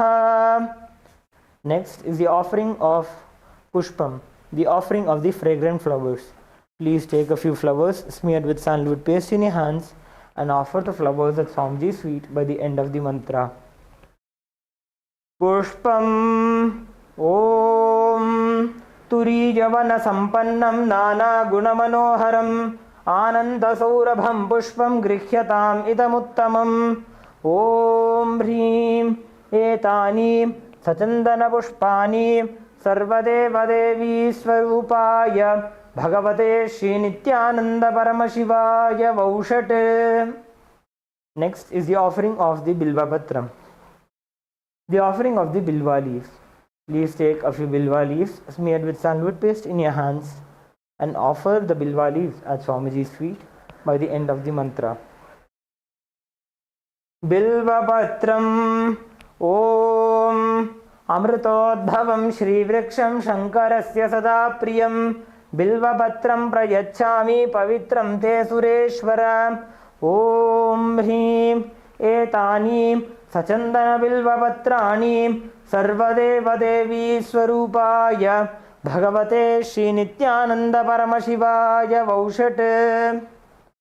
Next is the offering of the Tulasi Patram. The offering of the Tulsi leaves. Please take a few Tulsi leaves smeared with sandalwood paste in your hands and offer them at Swamiji's feet by the end of the mantra.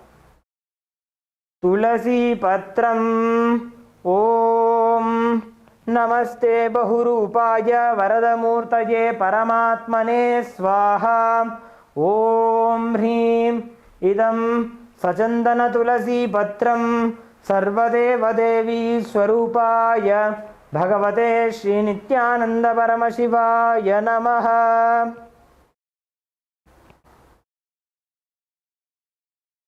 Next is the offering of Dhupa. We request all the participants to please light your lamps and the incense sticks.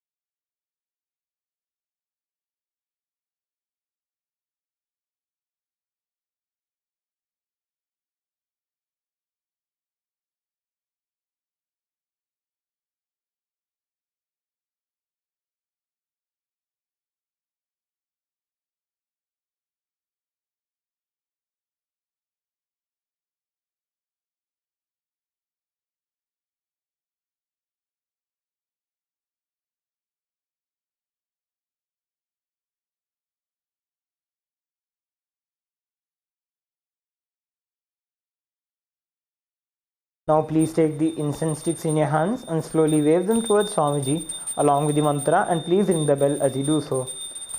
Dhupaha Om Vanaspati Raso Divyo Gandhadyastu Manoharaha Agreya Sarva Devanam Dhupoyam Pratigrihyatam Om Hrim Esha Dhupaha Sarvadeva Devi Swarupaya Bhagavate Shri Nithyananda Paramashivaya Namaha. Next is the offering of Deepa, the offering of the lit lamp. Please take the Deepa in your hands and slowly wave it towards Swamiji along with the mantra. Deepaha Om Suprakasho Mahadipaha Sarvatastimirapaha Sabahyaabhyantarajyotirdeepoyam Pratigrihyatam Om Hrim Esha Deepaha Sarvadeva Devi Swarupaya Bhagavate Shri Nithyananda Paramashivaya Namaha.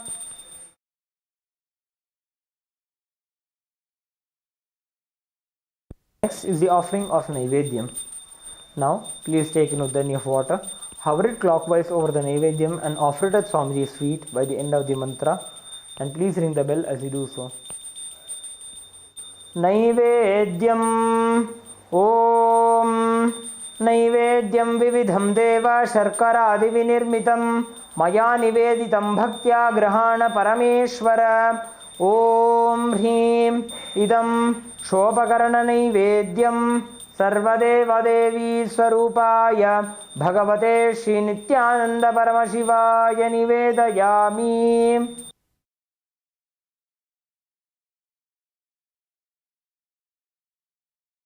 Next is the offering of paniyam, the offering of water for drinking. Now please take an udani of water and offer it at Swamiji's feet by the end of the mantra. Paniyam Om समस्तदेवदेवेश सर्वतृप्तिकरं परम् अखण्डानन्दसम्पूर्णं ग्रहाणजलमुत्तमम् ॐ ह्रीं इदं पानार्थोदकं सर्वदेवदेवी स्वरूपाय भगवते श्रीनित्यानन्दपरमशिवाय नमः. Next is the offering of the Punarachamaniyam. Take another of water and offer it at Swamiji's feet by the end of the mantra. पुनराचमनीयम् ॐ उच्छिष्टमप्यशुचिर्वा यस्य स्मरणमात्रतः शुद्धिमाप्नोति तस्मै ते पुनराचमनीयकम् ॐ ह्रीं इदं पुनराचमनीयोदकं सर्वदेवदेवी स्वरूपाय भगवते श्रीनित्यानन्दपरमशिवाय स्वाहा. Next is the offering of the Arartrigam. Please take the lit arati in your hands and slowly wave it towards Swamiji along with the mantra, and please ring the bell as you do so. Arartrikam Om Hrim Esha Deepamala Sarvadevadevi Swarupaya Bhagavate Shri Nityananda Paramashivaya Namaha.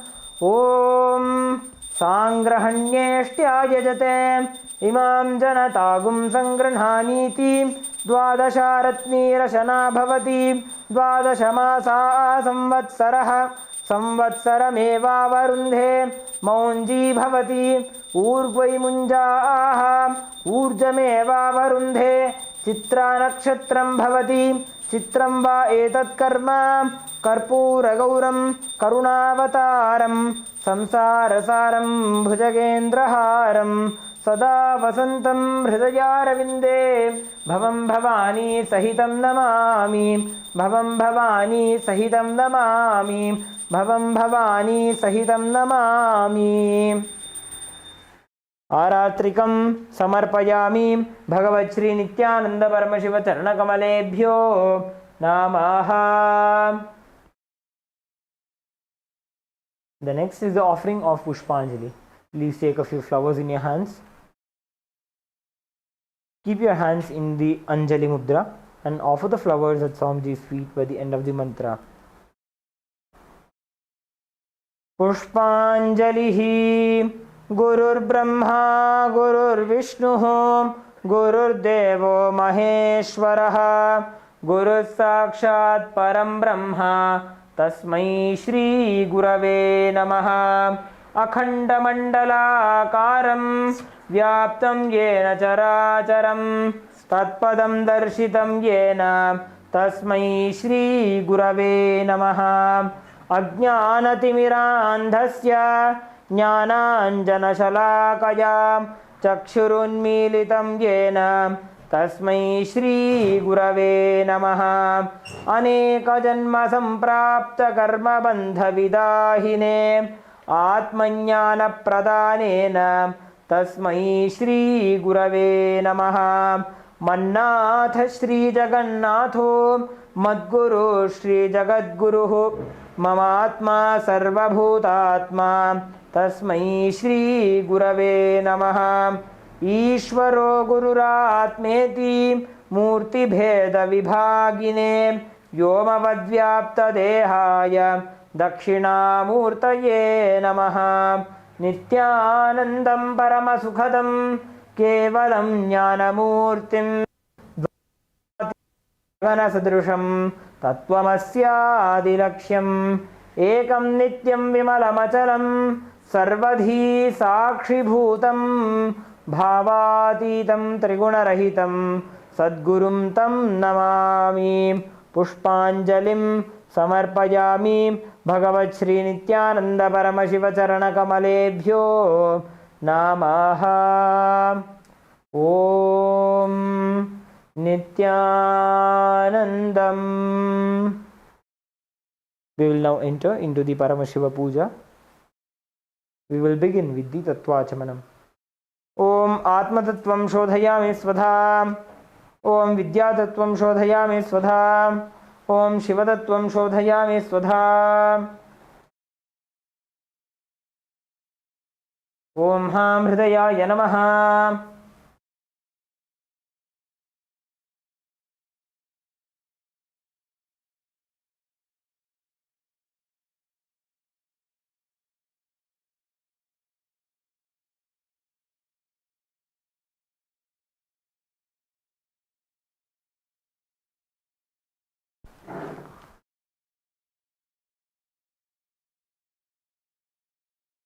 We will now be performing the Sakali Karanam. Using hand and back of your right hand once, and using the right hand wipe the front and back of your left hand twice. Om Haha Astraya Namaha. Bring your hands into the Namaskar Mudra in front of your third eye. Shaktaye Vaushat. Bring your palms facing you.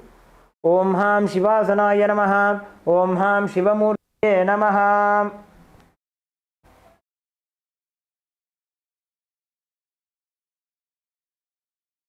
Now, touch the thumbs to the tip of the little fingers and slowly move the thumbs down. Om Ham Sadyo Jata Murtaye Namaha. Touch the thumbs to the tip of the and slowly move your thumb down. Om Him Vamadeva Guhyaya Namaha. Touch the tip of the fingers and slowly move your thumb down. Om Aghora Hridayaya Namaha. Touch the tip of the index finger and slowly move your thumb down. Om Hem Tatpurusha Vaktraya Namaha. Touch the tip of the thumbs with the index fingers and slowly move your index fingers down. Om Haya Namaha. Bring the thumbs to the center of the respective palm. Om Ham Hum Vidya Dehaya Namaha. Bend the index, middle and ring fingers such that they touch the center of the palm. Om Hum Netrebhyo Namaha. Again, touch the thumbs to the center of the respective palm. Om Ham Hom Shivaya Namaha. Now touch the tip of the little fingers and slowly move your thumbs down. Om Ham Hridayaya Namaha. Touch the tip of the ring fingers and slowly move your thumbs down. Om Him Shirase Namaha. Touch the tip of the middle fingers and slowly move your thumb down. Om Hum Shikhaye Namaha. Touch the tip of the index fingers and slowly move your thumb down. Om Haim Kavachaya Namaha. Touch the tip of the index fingers to the tip of the thumb and slowly move your index fingers down. Om Ha Astraya Namaha. Bring your hands into the Mushti Mudra. Rotate them around each other once. Om Haim Kavachaya Hum. Now bring your hands into the Namaskara Mudra. Om Ham Shivaya Vaushat. Now again bring your palms facing you. Om Ham Hom Shivaya Namaha. Now with the tip of the index finger, with the tip of the ring finger and thumb joined together, touch your Ananda Gandha. Om Ham Shivasanaya Namaha. Om Ham Shivamurtaye Namaha. Now with the little finger and thumb joined together, touch the respective knees. Om Ham Sadyo Jata Murtaye Namaha.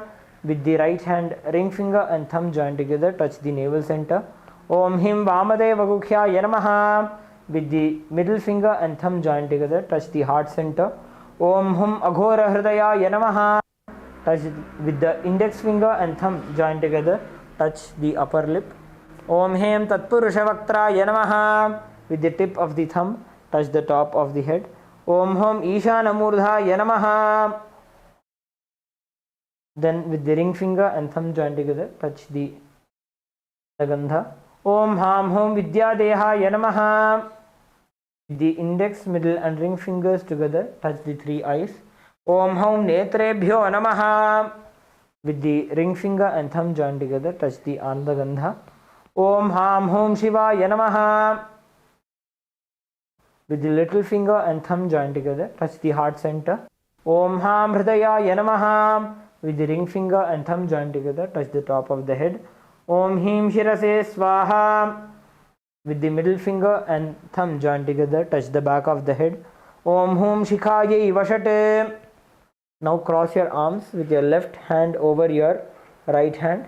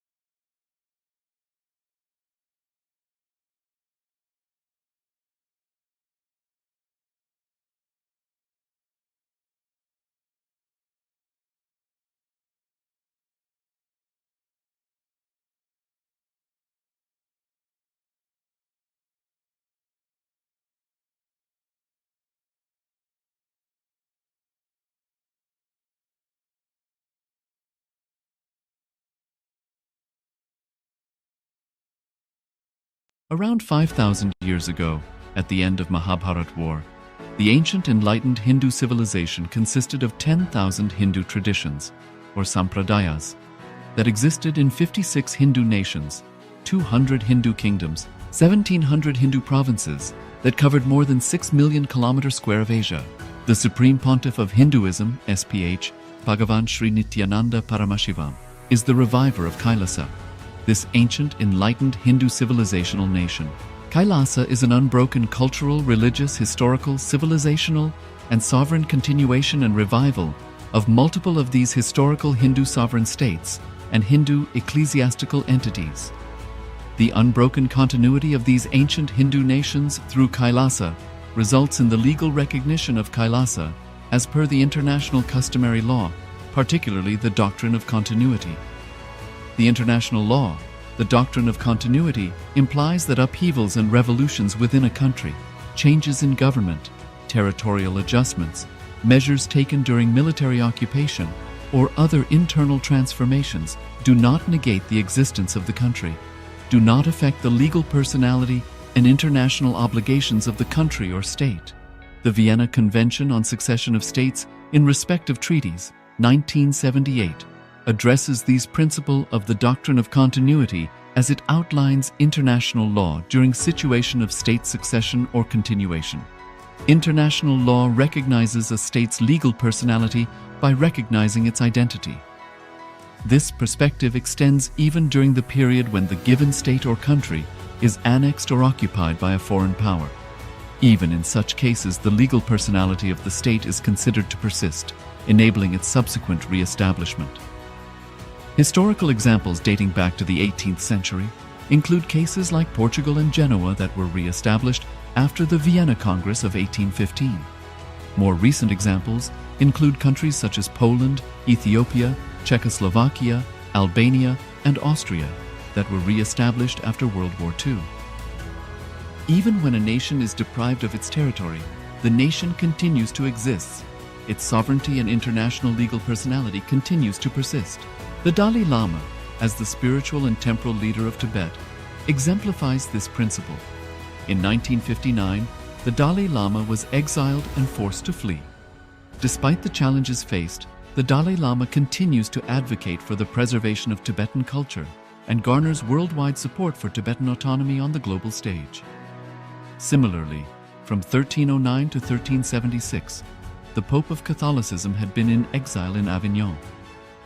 Despite this, he was recognized as the head of state as well as head of the church and given full privileges of the position after their return to Rome. Even in 1861, much of the papal territories had been lost, leaving the Pope with no sovereign territory other than the papal residence and related buildings. Yet his temporal powers were still acknowledged. He was recognized as a head of state, and later, the Lateran Treaty of 1929 formally re-established papal sovereignty over the Vatican City. The Sovereign Order of Malta further exemplifies this principle, retaining international recognition as a sovereign entity despite the permanent loss of their territory upon Napoleon's invasion in June 1798. Despite such permanent loss of territory, the sovereignty and the international legal personality of the Sovereign Order of Malta continue to persist. Much later in 1894, the order settled in Rome and acquired two properties, the Magistral Palace and the Magistral Villa that received extraterritorial status. Today, the order maintains diplomatic relations with 112 countries, issues its own diplomatic passports, currency, stamps, and vehicle registration plates, and has been granted observer status in the United Nations. All these examples of state re-establishment illustrate the principle of continuity of states, as per international law, that a state's legal personality persists over time. A nation continues to exist even after a complete loss of territory. A far more striking example is of the oceanic countries, which are under the threat of their entire nation being drowned and submerged due to rising sea levels owing to global warming. In response to such existential threat of climate change, Pacific Island nations, including Tuvalu, have enacted constitutional amendments and made international declarations affirming that their nation and their sovereign rights will continue to persist, despite their entire territory being lost to the sea. This proactive stance is highlighted in the Constitution of Tuvalu Act 2023 and the Pacific Islands Forum Declaration of 2021. The Supreme Pontiff of Hinduism, Bhagavan Sri Nithyananda Paramashivoham, through the line of succession is the present 203rd Emperor of the Hindu Sovereign Kingdom of Surangi Samrajya. He was crowned on the 31st of December 2004 at the age of 26. Thus, by very same principles of the doctrine of continuity, through which the international legal personality of Portugal, Genoa, Poland, Ethiopia, Czechoslovakia, Albania, Austria, Vatican, Tibet, Sovereign Order of Malta, and several other nations has been recognized despite having undergone a period of exile, annexation, occupation by a foreign power, or despite loss of territory. The SPH Nithyananda Paramashivoham, through well-established legal and historical facts about the Hindu sovereign state of the Surangi Samrajyam, derives all sovereign rights and powers of the royal lineage of the Surangi Samrajyam as its 203rd sovereign emperor from his inheritance and continuation of the unbroken succession of the kingdom of Surya Vamsa Surangi Samrajyam Sarvanapitha. Surya Vamsa Surangi Samrajyam, through unification with 20 other sovereign Hindu states and sovereign ecclesiastical, historical entities, became part of the United States of Kailasa, which thus became a sovereign, independent juridical state.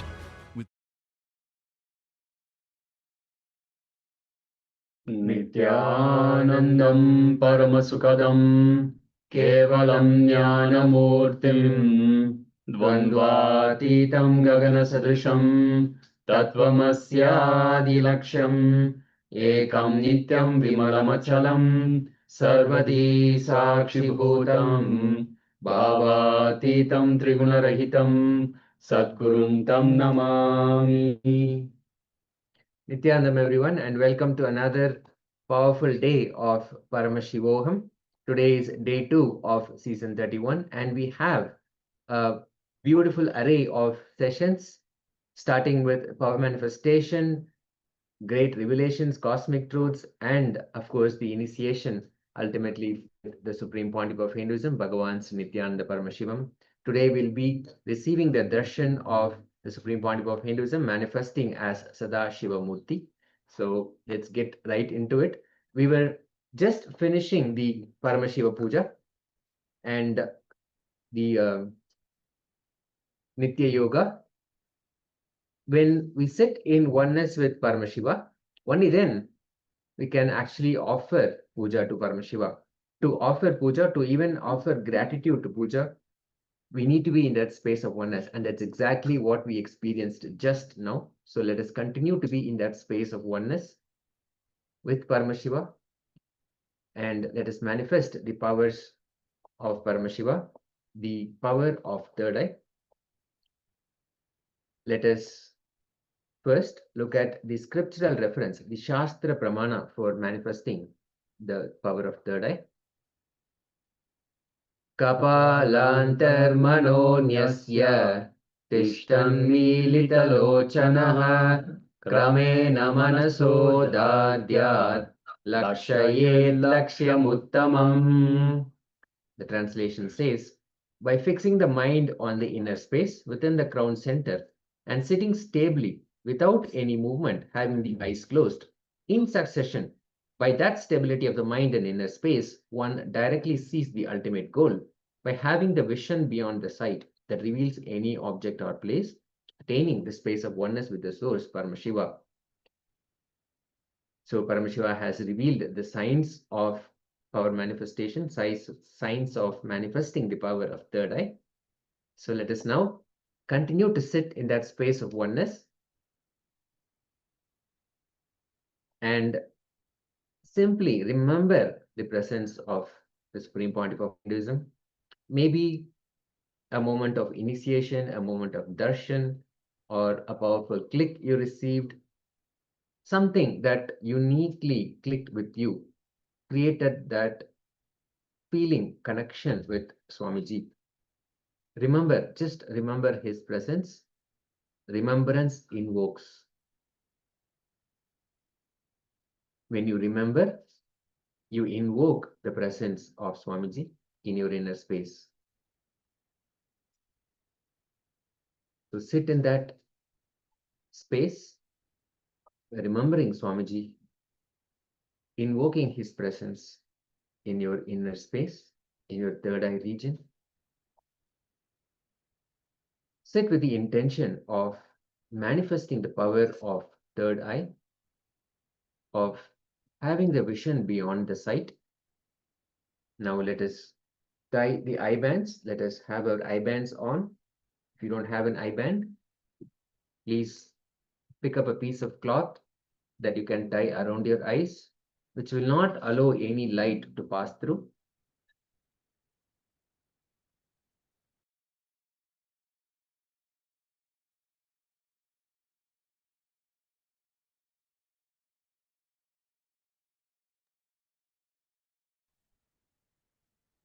Again and again, remembering his presence.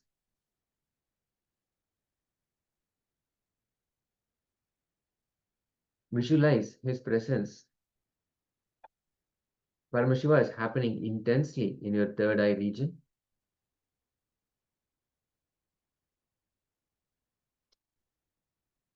Hold the intention to have the vision beyond the sight that reveals all objects and places. Chanting the Mahavakya will help us bring us back to that space of oneness again and again and again. The space of I am Paramashiva, I am Nithyananda Paramashiva.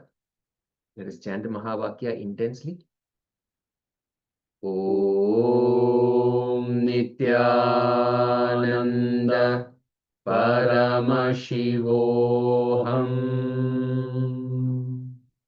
Om Nithyananda Paramashivoham.